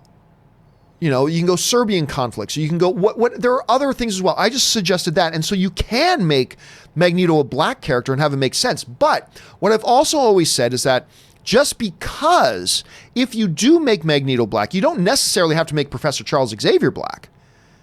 Right? Even in the original story, Eric and Charles come from two completely different backgrounds. So if you do decide to make one character black and make it make sense narratively, it doesn't mean you have to do it to the other. So I don't think they both have to be it. Now, of course, Stan Lee always talked about how Professor X and Magneto, they are allegorical representations of Malcolm X and Dr. Martin Luther King. Right? So he's always said that's what they're based on. So if that's who they're based on, I don't mind the idea of one of them being black. But if you do make one black, I don't think you necessarily have to make both black. As long as it makes sense to the story, that's all I care about. And as it is, his Nazi background with his background experiences with the Nazis and the concentration camps, that doesn't work narratively anymore. So you got to find something new. And I think the Rwandan genocide is a good candidate, but there are other good candidates too. I'm not saying that's the only one. There are other good candidates. So there's that. All right. We already did that one. Last comic book standing writes, where is it? Stoked for the Game of Thrones Fire and Blood prequel. And by the way, they're talking about another. Look, the neat thing about the Game of Thrones stuff is they have multiple prequels in the works. Multiple prequels in the works. So there's a lot of stuff coming that we have to look forward to. Lots of Game of Thrones still to come. Lee Mallinson writes, 10, best of the best. First time anybody's mentioned it, you guys know that movie has a very, very, very sacred place in my heart. Best of the best. James Earl Jones, don't be late. Don't ever be late. Oh, James Earl Jones. Oh, you'd never be late if James Earl Jones said that to you. Anyway, 9, The Fountain. Number 8, Oscar. Love. That's a Sylvester Stallone comedy. One of my favorite Stallone films. My Cousin Vinny. Cinderella Man, a tragically underrated film. 12 Years a Slave. Apocalypto. Brilliantly directed Mel Gibson film. Mel Gibson directed that film. One of the craziest directorial efforts ever. It's amazing. 3, Jaws. 2, The Prestige. And number 1, RoboCop. See, it's funny. If you had read me the rest of your list and then told me to guess what the number 1 was based on the rest of your list, I never would have guessed RoboCop. Like reading, okay, The Fountain, Cinderella Man, 12 Years a Slave, Apocalypto, Jaws. What do you think number 1 is? I wouldn't have said RoboCop. Which is just, I think, makes your list really great, Lee. So well done, sir. All right, last comic book standing writes, Wu-Tang American Saga on Hulu is fire. I'm hearing good things about it. And whenever I turn on Hulu, it's there featured. I got to sit down and watch that one of these times because I'm hearing it's really good. Also, Google William Gray, Jared Leto, Joker edit. Amazing.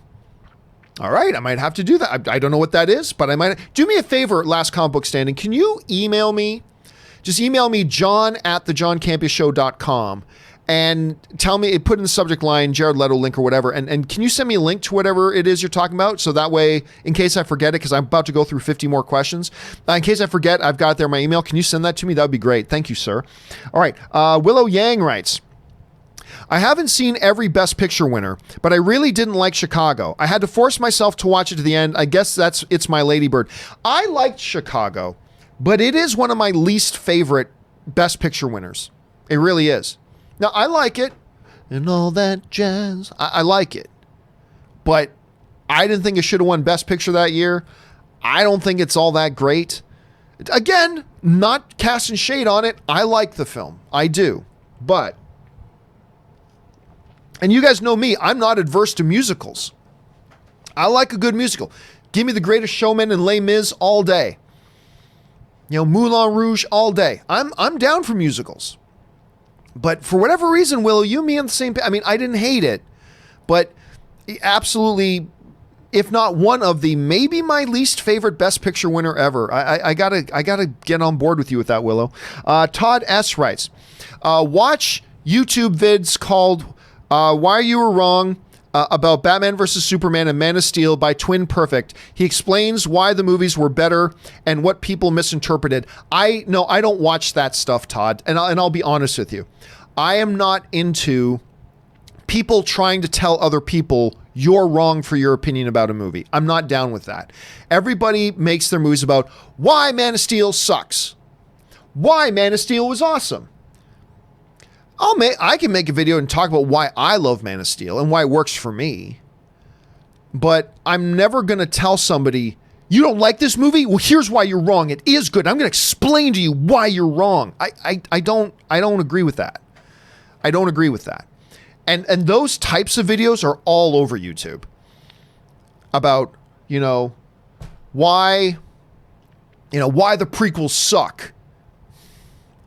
Why you're wrong. The prequels are awesome. I don't respond to that. I'll tell you what. I'm more likely to respond to like a video that's titled for instance, I made a video called Screw You, I Love the Ewoks. And I explain why I love the Ewoks. And I'll explain why I love them. But so I'd respond more well to a video title, why I think Batman vs. Superman and Man of Steel are underrated. I'm more open to that. But once I see something like somebody puts a title like you're wrong about, and I love Man of Steel. I love Man of Steel. And I don't know who Twin Perfect is. So I'm not trash talking because I don't know Twin Perfect. They might be the best YouTube channel in the world. I don't know them. So I'm not casting any shade whatsoever. I'm talking just about in principle, we see these types of videos all the time. And I'm just saying, I don't respond well to seeing titles like that. It's like, I don't need you to make a video, even though you and I appear to be on the same team, because I love Man of Steel and I like Batman versus Superman. So you're speaking my language, but I don't respond well to no, you don't need to make videos about telling people why they're wrong for their opinion. And I don't like the idea of making excuses for why other people don't like a movie you like. Like, if you didn't like it, that means you misinterpreted it. No. It just means they watched Man of Steel and they didn't like it. Don't make excuses for why other people didn't like what you like. Don't make excuses for why other people didn't like what I like. They didn't like it because they didn't like it. It's that simple. just because they don't like. And so we as film, and guess what? I'm guilty of this too. We're all guilty. All movie fans do this from time to time. We try to stop ourselves from doing it, but we're all guilty of this. What we as movie fans do is, instead of just accepting that people didn't like something we like, we start to make excuses for why they didn't like what we like. Like, yeah, there are some people out there who didn't like The Last Jedi because they hate the idea of women having prominent roles. They hate the idea of black people being in movies, blah, blah, blah. But guess what? The vast majority of people who didn't like The Last Jedi, and I keep having to try to tell this to friends of mine who do like Last Jedi, I guess, yes, there are some of those people out there. There are some of those, yes. But the vast majority of people who didn't like The Last Jedi simply didn't like it because they didn't like it. It's just that simple. There's nothing more nefarious to it than that. Yeah, there's a segment of, there's a segment of cretins out there. Yes, but they're a segment. The vast majority of people who did not like The Last Jedi simply didn't like it because they didn't like it. The vast majority of people who did not like Man of Steel, maybe there's a segment who are just hardcore Marvel fanboys and they're going to diss on anything DC. Maybe. Maybe there's a segment of that.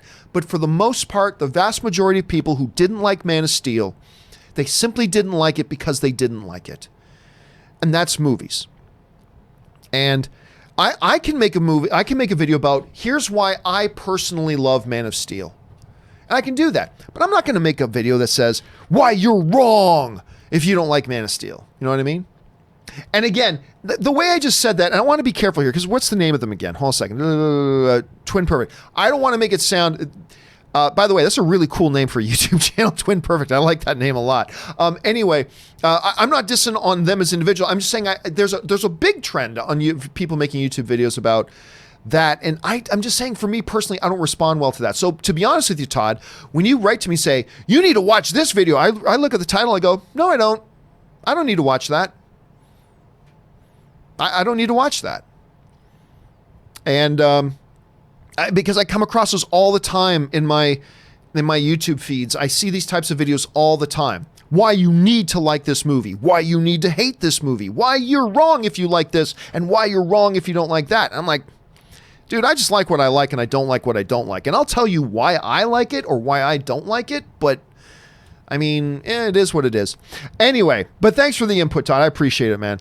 All right. The Nerdy Hatter writes, my top 10, Breakfast Club, Back to the Future trilogy, Harry Potter saga, the Star Wars original trilogy, The Shining, and you must be excited that Dr. Sleep is coming. That looks pretty good to me. Dark Knight, Toy Story, Edward Scissorhands. Okay, I wouldn't have, again, like reading the rest of your list there, Nerdy, I would not have expected Edward Scissorhands there. Pulp Fiction and High Fidelity. That might be the first time, Nerdy Hatter. That might be the first time I've seen High Fidelity put in there. But Breakfast Club being in there is really, really cool. I like that. So you got Star Wars and Potter. You got some Dark Knight.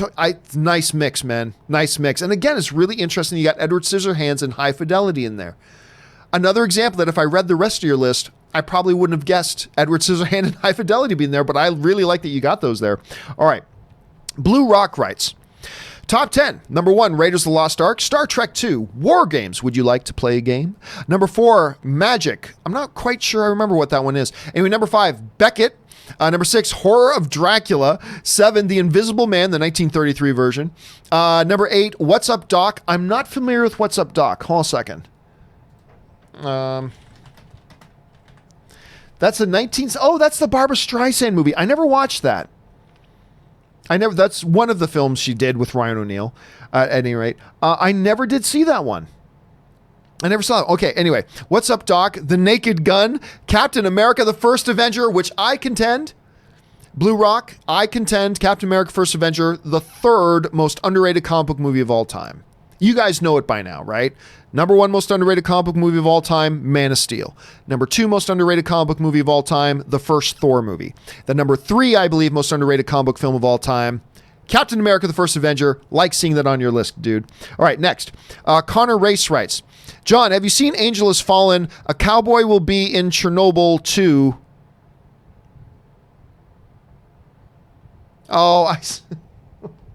Okay, number 1, have you seen Angel Has Fallen? No. I chose that I'm not going to see that movie because I loved I really, really liked Olympus Has Fallen. I did not like London Has Fallen. And then I saw the trailers. First of all, I was surprised they were even doing Angel Has Fallen. And I saw the trailers, and I'm like, I am not interested in this. The trailers for Angel Has Fallen did not look good to me. So I made the decision not to see it. But since then, I've heard from a lot of people that they really like it. So I might have to bite down and just go see it, because a number of people are saying it's really good. Anyway, and then he follows up, the cowboy would be in Chernobyl too. He's rodeo active. Bum. There you go, Connor. Anyway, Suthius writes, hey, Mr. C, got around to watching Her. So good. I liked it. However, if it's any indication as to where fashion is heading, I'm fine right here in 2019. You know, it's funny. There's a lot of discussion about Her going on right now. And here's the funny part. I started watching Ballers. I've never watched Dwayne Johnson's show Ballers on HBO. And about a week or two ago, I just thought I'd start watching it because I know the final season is now starting there. So I thought, you know what? I might as well watch, because I'm a big fan of Dwayne Johnson. And I'm surprised I've never watched the show. So I started watching it. And in one of the episodes, they talk about Her, the movie Her. A bunch of the football players in a room, they're getting high and they're watching Her. And I had not heard anybody talk about Her in a while. And this was like season 1 of Ballers, right?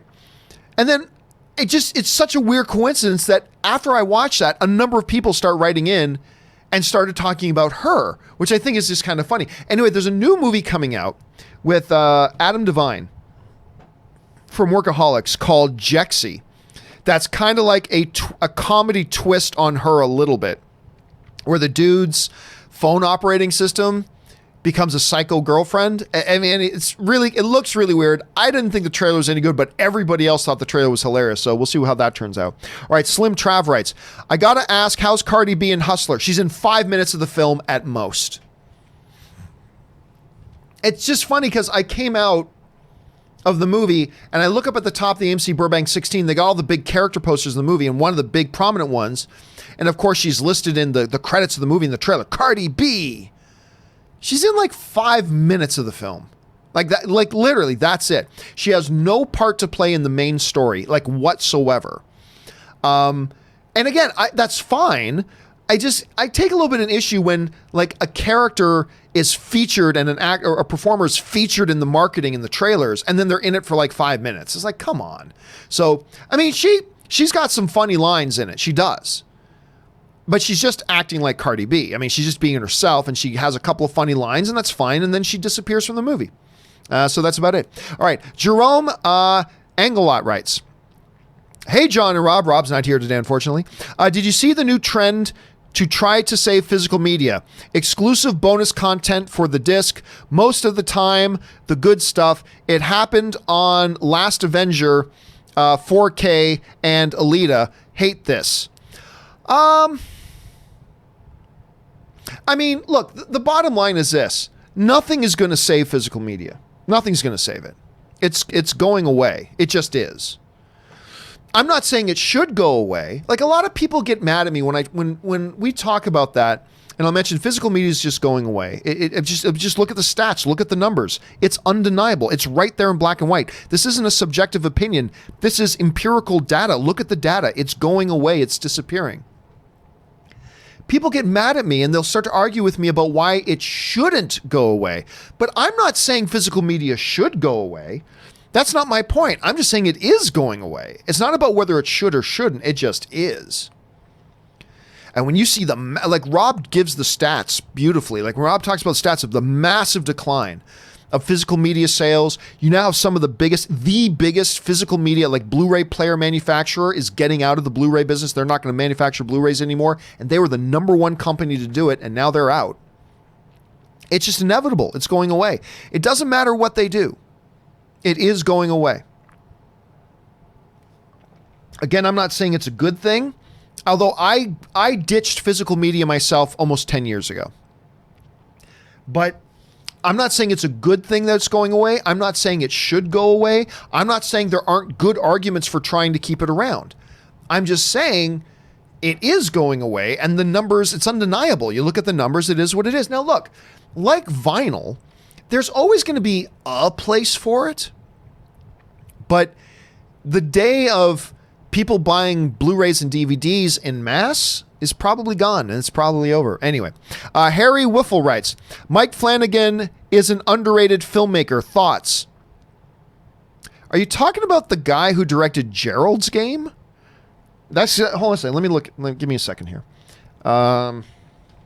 Mike Flanagan. Let me make sure for a second here. If you're talking about the guy who directed Gerald's Game, and he's directing the new Doctor Sleep, which I'm really excited about. I'm excited about the new Doctor Sleep, and he directed the Haunting of Hill House, which I haven't watched all the way through, but the couple episodes I saw I liked, and Anne watched all the way through. She really liked it. Underrated filmmaker. I don't know. What films has he made? I mean, I'm looking through his list here. I don't believe I saw the Kate Bosworth one, Before I Wake. I didn't see that. But I know it doesn't have great ratings, so I didn't see that. I don't know what other films he's done. So, no. As of right now, I do not believe Mike Flanagan is an underrated filmmaker. I think Gerald's Game's very good. I like Gerald's Game. Not everybody loved it, but I like Gerald's Game with Bruce Greenwood. Haunting of Hill House is a nice little television series. It's a good television series. But he doesn't really have... A lot of the stuff he's done has been like small, short stuff, indie stuff, a lot of television stuff. So no, I'm not going to say Mike Flanagan is an underrated filmmaker. I'm not saying he's not good, but I can't say he's underrated. He doesn't really have enough yet to really suggest that, in my opinion. But I'm really looking forward to seeing what he does with Dr. Sleep, for sure. All right.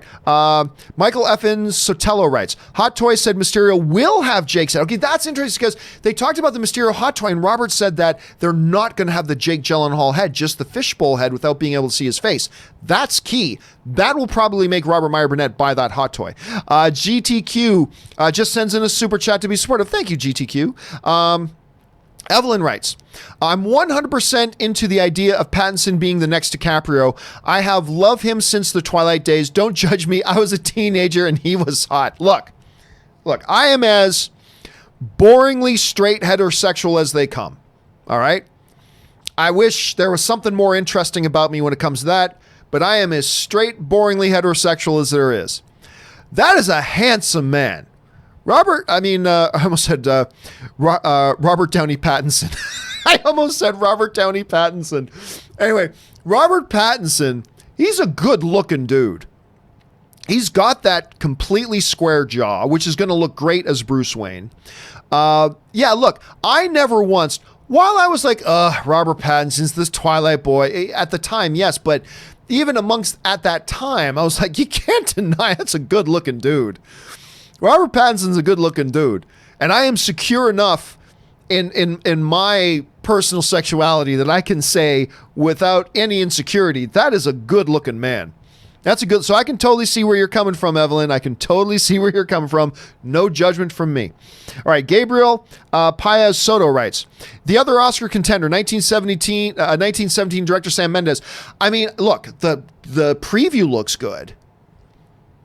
I mean, I don't know a lot. I mean, that trailer came out and we're like, woo, that looks good. And of course, Sam Mendes has won an Academy Award before. I believe it was for Life is Beautiful. Not Life is Beautiful. That's Roberto Benigni. Sorry. American Beauty. Hold on a second. I believe he won an Academy Award. I think he won Best Director for American Beauty. Yeah, he won the Best Director Award in 1999 for American Beauty. Hasn't been nominated again since, but he's made some damn good stuff since. And it looks great, but I don't know enough about it. So I'm not going to jump on the major Oscar contender train just yet, right? I just don't know enough about this particular movie yet. Other than the preview came out and it looks great. Don't know anything else, but it is Sam Mendes. He's won the award before. Let's keep our eyes open. All right. Jack Lumbers writes, in no particular order, top 10, We Bought a Zoo. You're the second person somebody wrote into me actually last week and said, hey, why isn't We Bought a Zoo more beloved? And I said, well, because it's not that good. I mean, I like We Bought a Zoo with Matt Damon, John, why am I suddenly freezing on Emily Blunt's husband's name. Anyway, he's in it. Scarlett Johansson's in it. It's a nice little movie. I never considered it to be a beloved movie, but you're the next guy to write in, and you're putting in your top 10, dude. Well done. Warm Bodies. I love Warm Bodies. Love Warm Bodies. Goofy movie. The Producers. We were just talking about The Producers the other day, actually. I'm going to assume you mean the one with Matthew Broderick and Nathan Lane. Matthew Broderick and Nathan Lane. Or maybe you mean the older one. I'm not sure. Anyway, Concussion Love. Simon. Oh, you're not. No, sorry. Concussion. Love Simon, which I adore. Love Simon. Annihilation. I wasn't a big fan of Annihilation, to be honest with you. Not a huge fan. Me, Earl, and the Dying Girl. Galaxy Quest. That's the first time somebody put Galaxy Quest on the list. Good on you. I love you. All right. And The Imitation Game, which got Benedict, I believe, a Best Oscar or Best Actor nomination for The Imitation Game as well. Nice list, man. Very diverse. Very mixed up in there, Jack. Thanks for sharing that, dude. All right. Min Tran writes, one of two. Is there any movie or TV show that made you love a song you previously hated or indifferent to? A movie that made me love a song. Yeah, actually, there's one. There was a song that I never particularly cared about. I mean, I didn't hate it or anything. But there was a song, I know that song. That's one of those songs.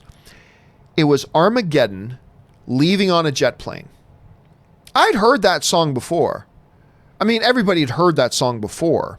It's an old classic song. Leaving on a jet plane, don't know when I'll be back again. You know, that song. It's like, whatever, it's a little tune. Totally indifferent from it. But in Armageddon, when Ben Affleck and Michael Duncan and Steve Buscemi and all the astronauts are going up to try to destroy that asteroid that's coming towards the Earth and all that kind of stuff, and they start singing that to Liv Tyler, I gotta admit, I fell in love with the song, man. I fell in love with the song at that point. So yeah, I'm going to go with that one, Min. I'm going to go with that one. Min also has a part 2 to that. He writes, I didn't care for Wouldn't It Be Nice by BB and hated What Make You Beautiful until I saw 50 First Dates and About a Boy TV. I mean, that does that, right? But again, for me, and those ones didn't make me fall in love with those songs, but Leaving on a Jet Plane, song I never gave 2 thoughts to, and then I saw it in Armageddon, and all of a sudden I love the song. So there's that. Okay, where are we at? Alvin Elmore writes, the negative Joker reviews are strange. Not liking it is fine, but these criticisms of it being a white man incel empowerment movie are silly. Criticize the film as a film, not a moral compass. But here's the thing of it. No, look. To them, that is part of what made the film enjoyable or not enjoyable, right? And look, I'm not saying there aren't ever reviews about every single movie that in the midst of 300 or 400 critics giving their reviews, that there's always going to be a couple of them. There's always going to be a couple that are like, what are you talking about? You know what I mean? There's always going to be a couple, but that's not unique to Joker. That's for anything and everything. I remember a friend of mine, an associate of mine, who I'm friendly with, was the first person to give the first Avengers movie a negative review. She just didn't like it. Is what it is. She got death threats. And like people tearing apart her criticisms. And honestly, what she was writing was totally fair. Not that I agreed with her, but they were fair. Even if I disagreed and had different conclusions than she did. And it was brutal. And it's like people saying that part makes no sense that you're saying. Actually, yes, it does. You just don't agree. And here's the thing, Alvin. What I would say is, now, you know me. I have been waving the Joker flag since last year when they announced this movie. I cannot wait for this. I want it to usher in an era where we can get these studios making good, straight up, standalone, isolated movies just to tell great stories. I've been cheering for this movie since day one. But the type of film it is, you know it's not going to be for everybody. And I don't know why fans worry about a couple of critics that don't like a movie. Like what? Like are you?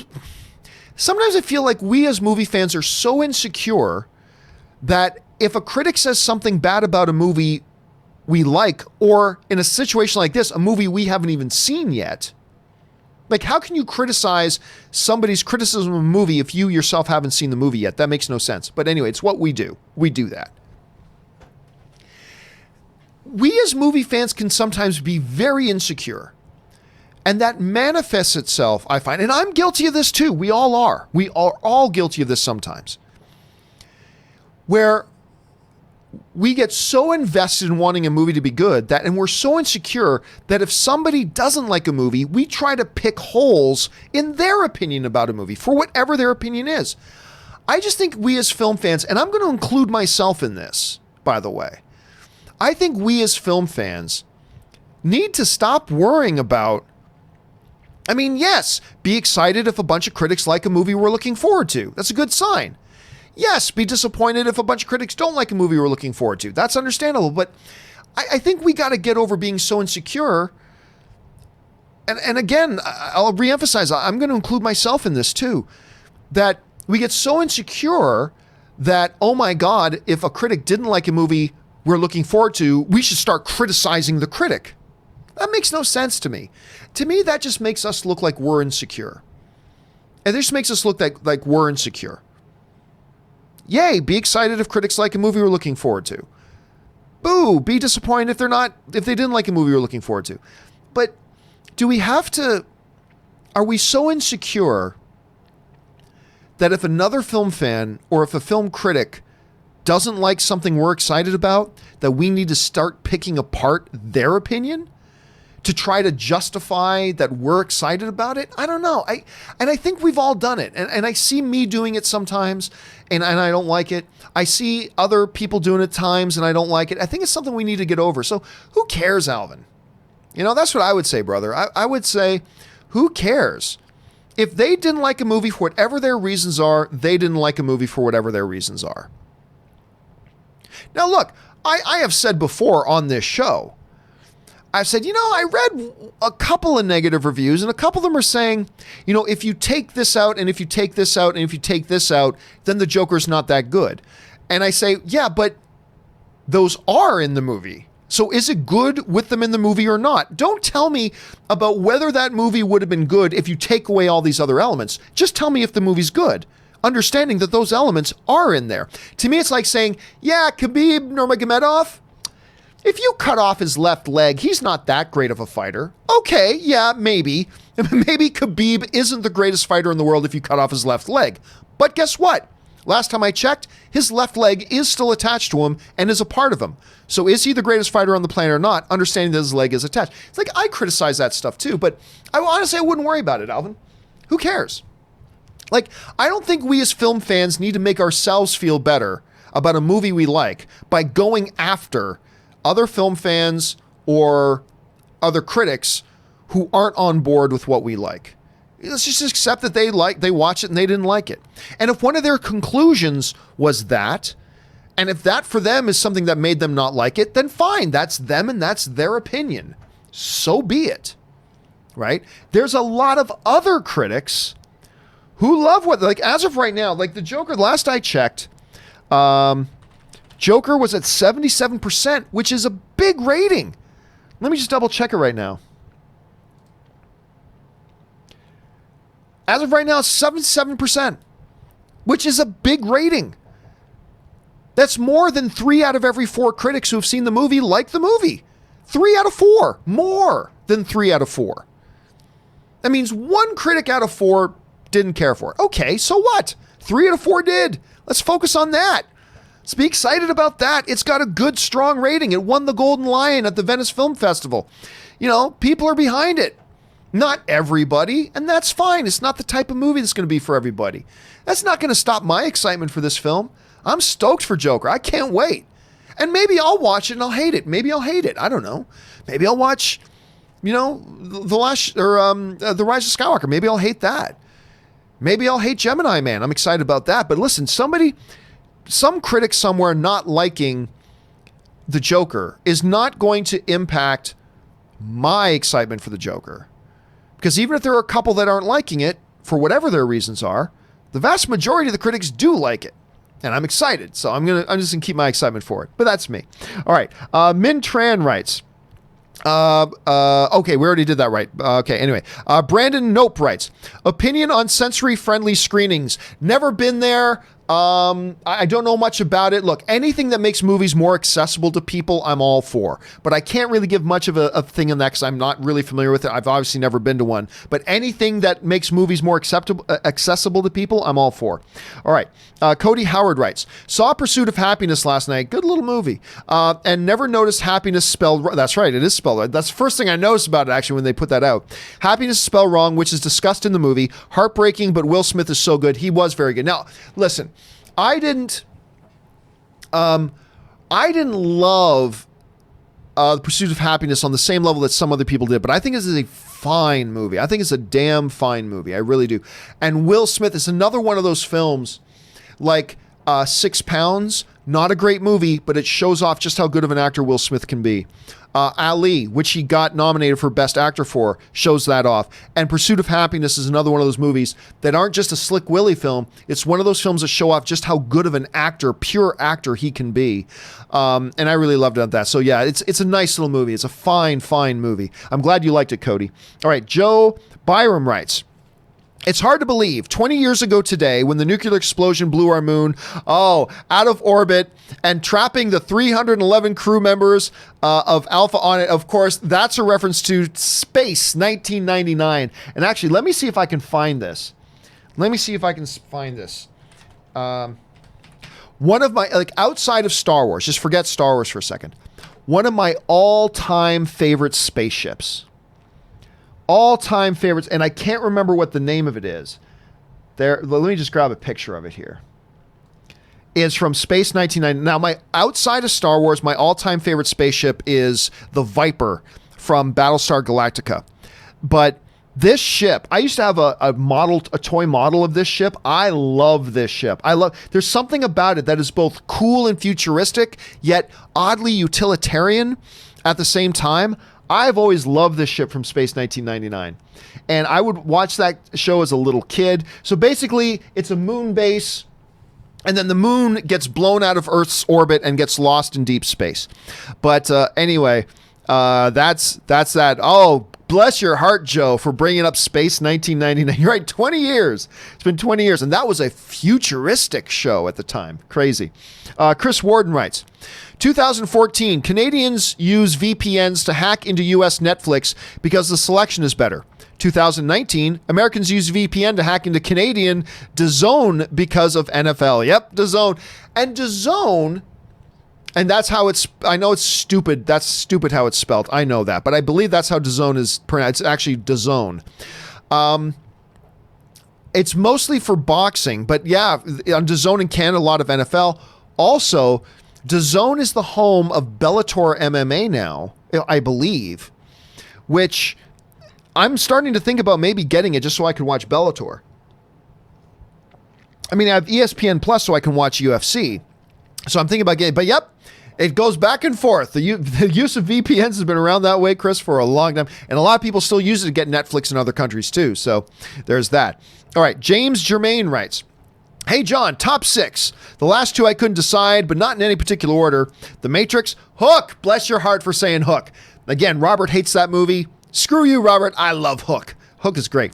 Spider-Man 2, The Princess Bride. And it's between Good Will Hunting, beautiful film, and The Prince of Egypt. And by the way, Mayans is back. I know I got to get back and start watching the Mayans again. I really like season 1.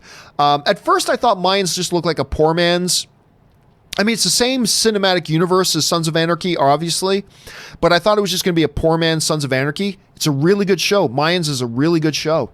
It's very different from Sons of Anarchy, and yet it crosses over with Sons. Great. I'm enjoying it. Anyway, Prince of Egypt. That is one that I still really like. And I'll tell you what, one of my favorite songs in a movie, I'm not saying one of my favorite songs, but I'm just saying one of my favorite songs and how it's used in a movie is from Prince of Egypt. It's being sung by the Danny Glover character. Danny Glover doesn't actually do the singing for it, but it's his character that sings it. And it's called, and I think it's actually a beautiful, profound, inspirational, hope uplifting kind of song. It's called Heaven's Eyes. And the basic gist of it is, look at your life through heaven's eyes. Like, it's like, okay, yeah, you can see yourself a certain way, but try to look at yourself through heaven's eyes and what heaven sees in you. It's actually really beautiful. Without feel, even though it's a movie about Moses and all that kind of stuff, it's a song that's really, really beautiful without getting overtly religious too much, even though it's called Heaven's Eyes. It's a beautiful, beautiful tune. And one of the reasons why I enjoy that movie a lot, I believe it was Val Kilmer that was the voice of Moses in that, if I'm not mistaken. I think Val Kilmer, or was Val Kilmer the voice of God? I can't remember now, but I really did like that movie, and I'm glad to see that on your list there, James. All right, Joe Byram writes, 5 movies I have never been able to completely sit through and watch in no particular order. Catwoman, yep. The League of Extraordinary Gentlemen. We worked on that movie. I know. When I was with the VFX company that I worked with for a while, one of the movies that we worked on was The League of Extraordinary Gentlemen. Our company we did 2 shots, if I remember correctly. Our company was responsible, the main shot that we were responsible for those of you who saw League of Extraordinary Gentlemen, I'm sorry. But for those of you who saw League of Extraordinary Gentlemen, there's a scene where the Invisible Man gets lit on fire. And he's running around, the Invisible Man on fire running around. That was our shot. That was a big contract for us. That was a big deal for us. And we did that shot of the Invisible Man running around on fire. So we did a little bit of work, that company, on League of Extraordinary Gentlemen. Just letting you know, just saying. As bad as it is, so I apologize. And all of the Lord of the Rings movies. Really? Now, granted, Lord of the Rings movies are long, Joe. Lord of the Rings movies are long. I mean, obviously, it's on a lot of people's top of all time list. It's up there for me as well. But no matter what, film is subjective. It's all going to hit us differently. And hey, I understand. Lord of the Rings are long movies, man. They're long movies. So no judgment from me.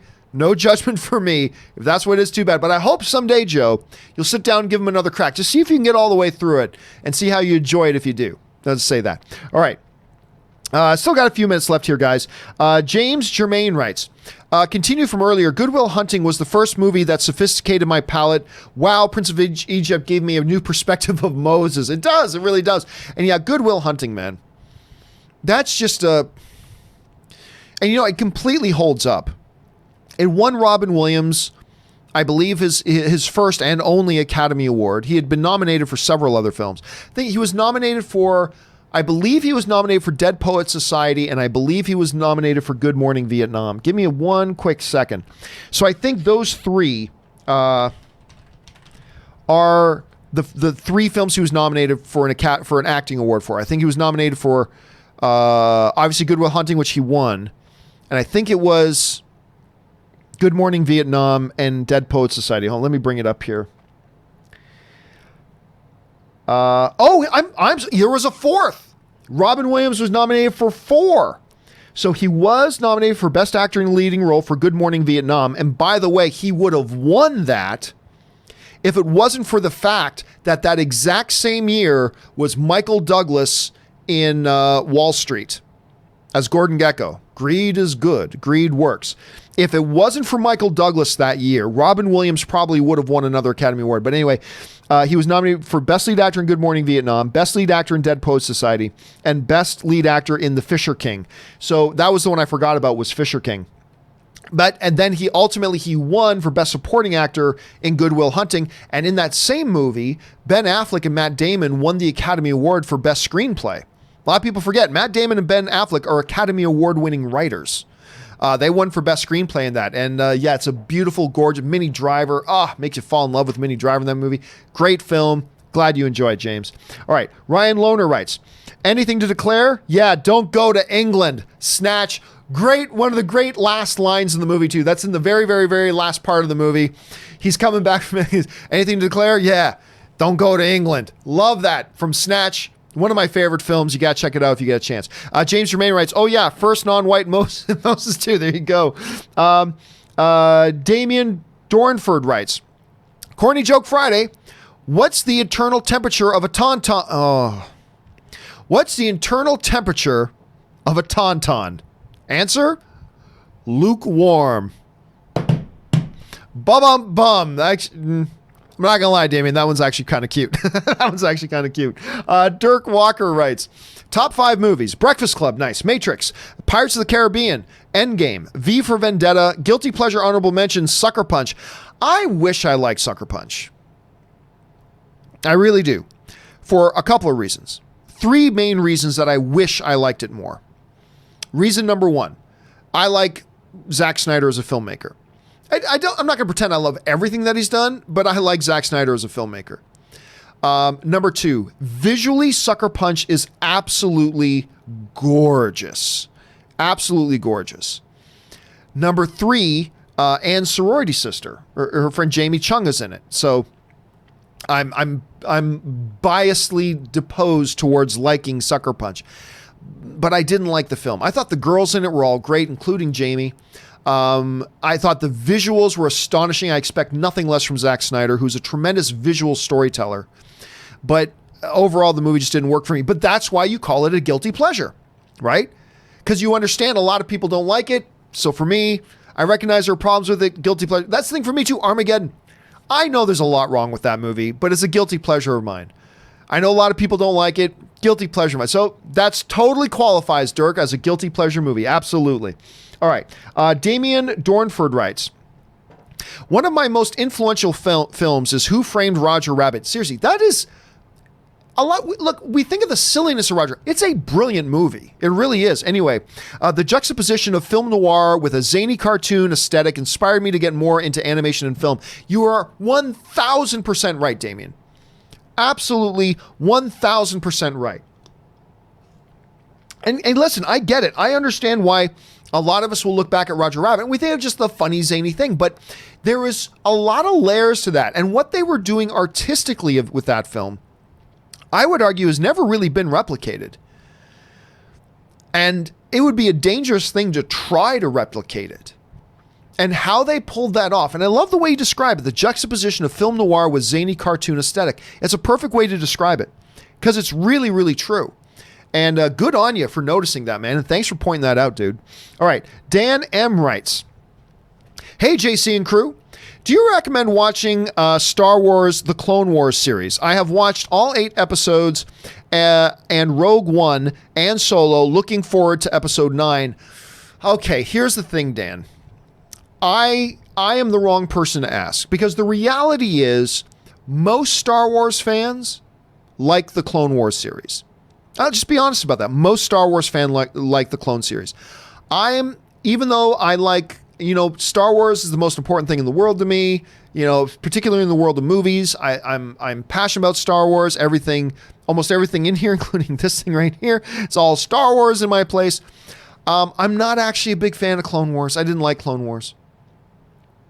But I tell you that while also reminding you that I am in the minority in that. Most Star Wars fans do like it. I don't know about but it's a lot of Star Wars fans like Clone Wars.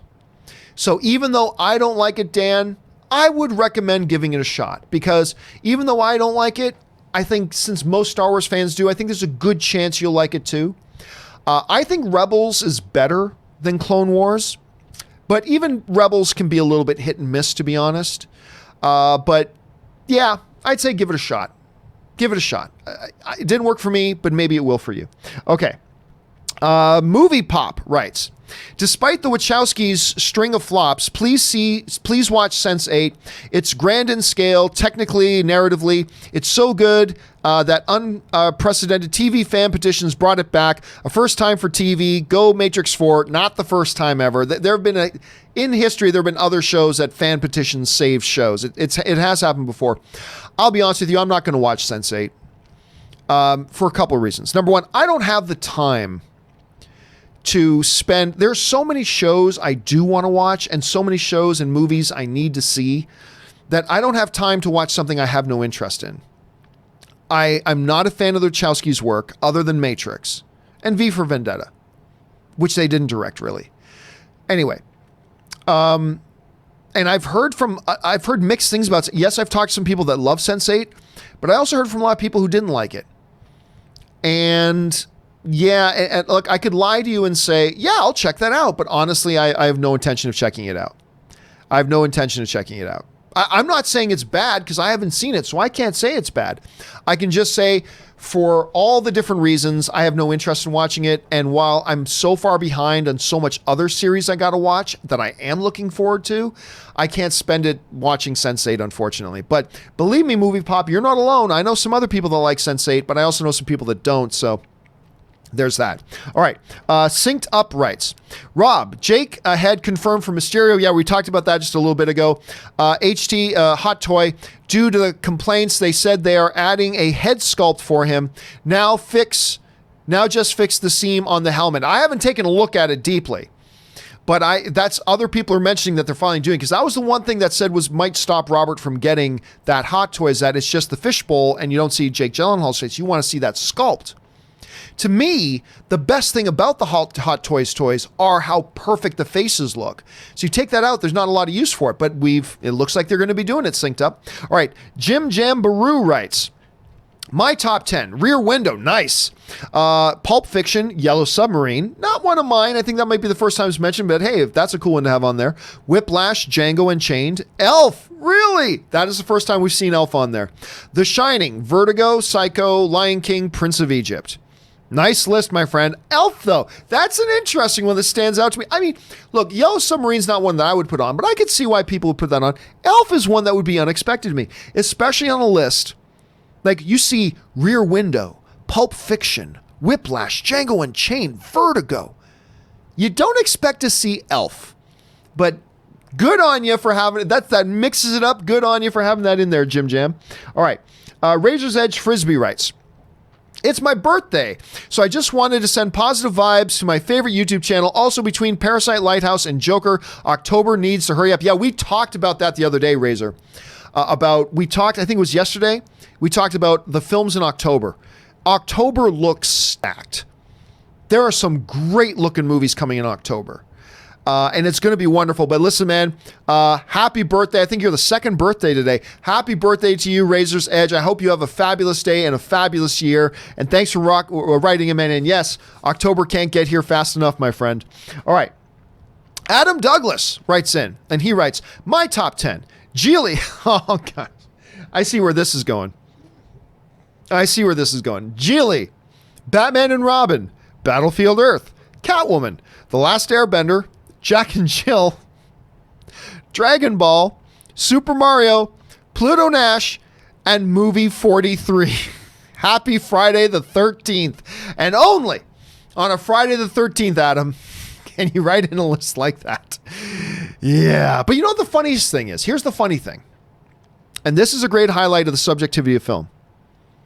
There's somebody out there watching this and looking at that list and you going, you know what? Yeah, I like those movies. There's somebody out there liking that list. Anyway, thanks for sending that in, man. Vincent Vasquez writes, have you seen Don't Worry, He Won't Get Far on Foot? Don't worry, he won't get far on foot. Hold on a second. Don't worry, he won't get far on foot. Oh, that's with the guy in the wheelchair. Right. I totally forgot. You know what? I'm now, okay, first of all, I saw it. It's got Rooney Mara, Jonah Hill, Joaquin Phoenix, all that kind of stuff. And even now that I know, I totally forgot that was the name of the movie. So I'm looking at the title. Don't worry, he won't get far on foot. Yes, okay, I will say this about it. Ridiculous performances, cool concept, but I'll be honest with you, I kind of forgot about it. For those, it's a 2018 film, but I pretty much forgot about it 5 minutes after I watched it. I thought it was decent, obviously great performances, incredibly stacked cast.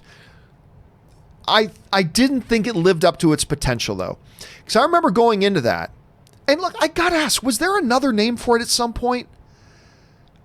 because even now that I know the movie, I don't even remember Don't Worry, He Won't Get Far on Foot as being the name of the movie anyway. To me, didn't quite live up to its potential. Didn't quite live up to its potential for me. Not a bad film. I just didn't think it lived up to its potential. Jari Manian writes, first top movies that came to mind. Blade Runner, which a lot of people love. Star Wars 5, 7, and 4. And 6. Back to the Future, WALL-E, Lord of the Rings, Alien 2, Dark Knight, Terminator 2, Shawshank Redemption, and Jaws. Some great classics on there, man. That is a... If you had to have a weekend and somebody needs to put together a playlist for you for movies you're going to watch on a relaxing weekend, that's a good list right there, sir. All right. Lewis Davis writes, I've watched Man of Steel so many times, and the scene where he learns to fly for me is the best part of the movie. It's a very inspirational moment.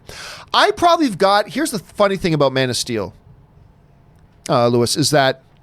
Or is it Luis? Whichever. Forgive me if I'm saying one of them wrong. This is a testament to how many good moments there are in that movie. That's not one of my favorite moments in the movie, but I love that moment. And the music that plays as he's doing it and the visuals of it, and it's great. But I probably have 10 other moments that I like even more. That's how much I like this movie. That's how much I like Man of Steel. That's a great moment you're pointing out. Absolutely. But I've probably got like 10 other moments. That's how good this movie is. And you're right.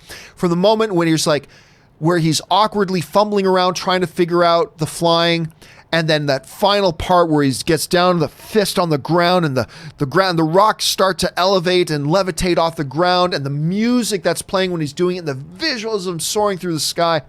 Oh my God, it's so good. And you're right. Completely inspirational moment.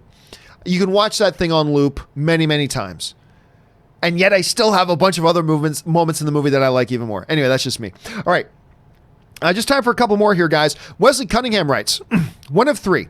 Not to worry about release date of a trailer, but still curious. With the very early start for Godzilla King of the Monsters, marketing possibly hurting buzz.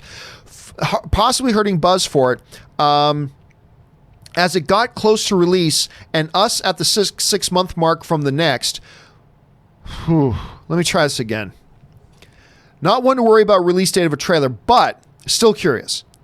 With the very early start of Godzilla King of the Monsters, marketing possibly hurting buzz for it, and as it got close to release, and us at the 6-month mark from the next, when do you think Warner Brothers will start the full marketing push? Keeping last time in mind, maybe. Well, here's the thing. Them releasing the first trailer for Godzilla King of the Monsters so early was directly connected to the point that it was at Comic-Con, right? You got to keep that in mind. It wasn't just like it was a regular ordinary day and they just decided to drop the Godzilla trailer like a year before it came out, almost a year before it came out, right? It's not like that. It was that they specifically wanted to start the buzz for it at Comic-Con. So they dropped a trailer at Comic-Con. They wisely didn't do the same thing with Godzilla versus Kong. So that was wise. They didn't do the same thing. So I'm going to guess probably about the 4-month mark. I'm going to guess in a couple of months we'll get the first trailer for Godzilla v Kong. And again, I just think you can't take out of that equation, Wesley, the fact that, you know, it was Comic-Con. That's where they wanted to start the buzz. Even though it was early, it was that. It wasn't a normal circumstance in which they released it that early. And yeah, I do think that hurt Godzilla a little bit. Because by the time the movie finally came out, it's almost like some people were fatigued of Godzilla. All right, we've been talking about and seeing trailers and clips for almost a year. And it's almost like some people got fatigued by it and they almost felt like they'd seen the movie already. It's like, really? That movie is still coming out, looking at their watches and stuff. I think it did hurt a little bit. But also it's a bigger thing that it was Comic-Con. So I think that has more to do with it. But I'm guessing right now, and it's just a guess. I'm not claiming to have any insider information. I'm going to guess it'll be around the 4-month mark until the movie comes out that we actually get the first trailer for it. All right. Epic Dub Time 23 writes, speaking of Reynolds and Jackman face-off casting, have you seen Boss Logic's fan art poster? No, I have not. If you, though, Epic Dub Time, I think Boss Logic is a treasure to the film fan community. If you want to do me a favor, though, Epic Dub Time, I would love it. Can you email me that picture? Because I would love to see it. Just email it to me at john@thejohncampeashow.com. I'd be very, very grateful if you did that. All right. Barker7 writes, are you not excited to see El Camino? Sure. Yeah, here's the thing. People, I just don't think the trailer was any good. I'm sorry. There was nothing to that trailer. That trailer was pointless. That doesn't mean I'm not excited to see El Camino. I am excited to see it. For those of you who don't know, that's the straight to Netflix movie of follow-up movie of Breaking Bad. And yeah, I'm excited to see it. But just because I'm excited to see it doesn't mean a bad trailer was a good trailer. And just because I didn't like the trailer doesn't mean I'm not excited to see it. So yes, I am excited to see El Camino. David J. Lloyd writes, top 5 in no particular order. Brother Bear, Glory, 12 Angry Men, American Made, and 3:10 to Yuma. Seriously, 3:10 to Yuma is a tragically underrated movie. Tragically underrated movie.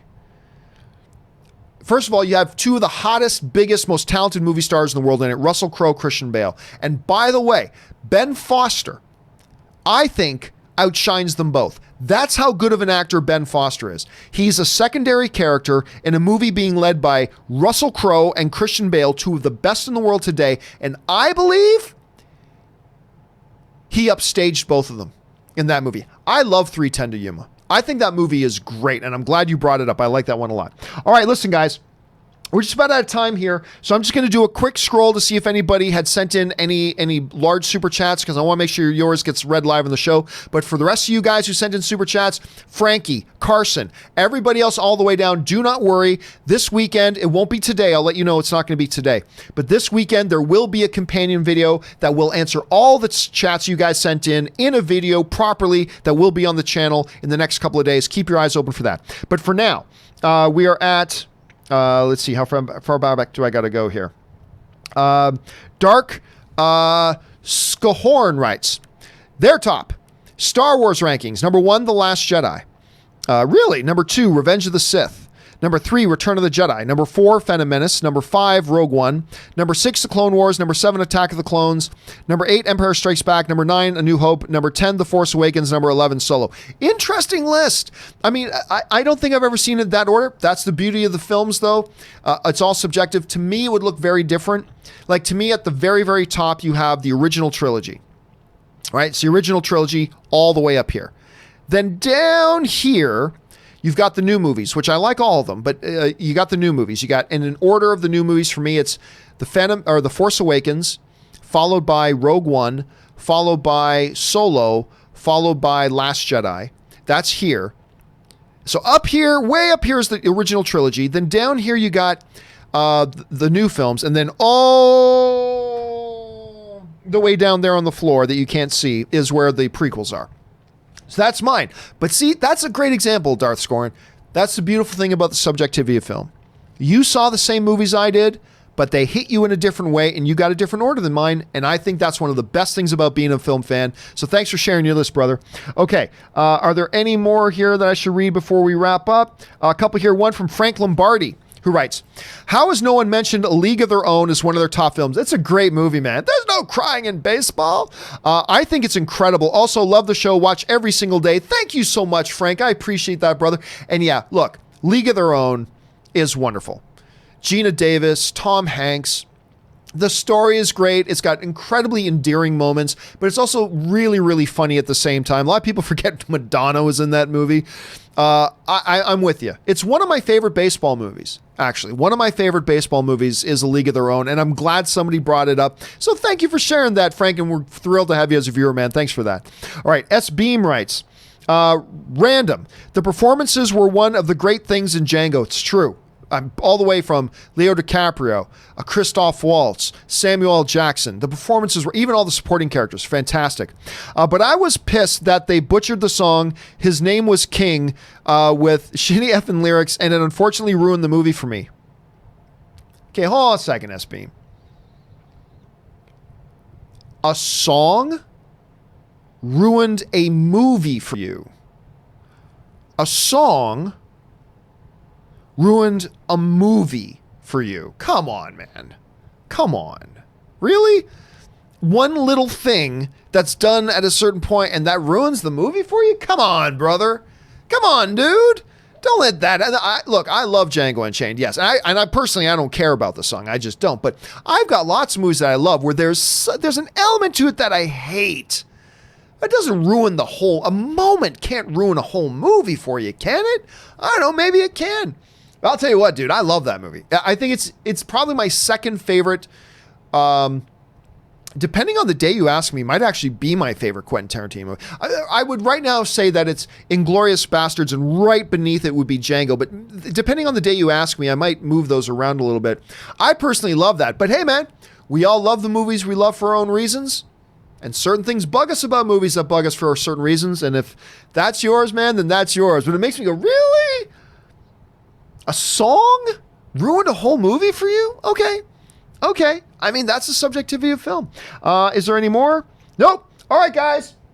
That will do it for today's installment of the John Campea Show. Thank you guys so much for being here. A quick reminder to those of you who are Patreon supporters, we have now opened the Discord server available to Patreon supporters right now. We're going to open it up to everybody else next week, but just Patreon supporters. And at 12 noon, in a half hour from now, we're going to do a post-show Q&A. Where we're going to do that for about 20 minutes, and I'm looking forward to having you guys in there. It's going to be great to see you there. Go and check and just double check. Especially, we put up the link on the Patreon supporter YouTube channel, so go and check that out there, and you can get it there. All right, guys, that will do it for me for now. Just a programming note.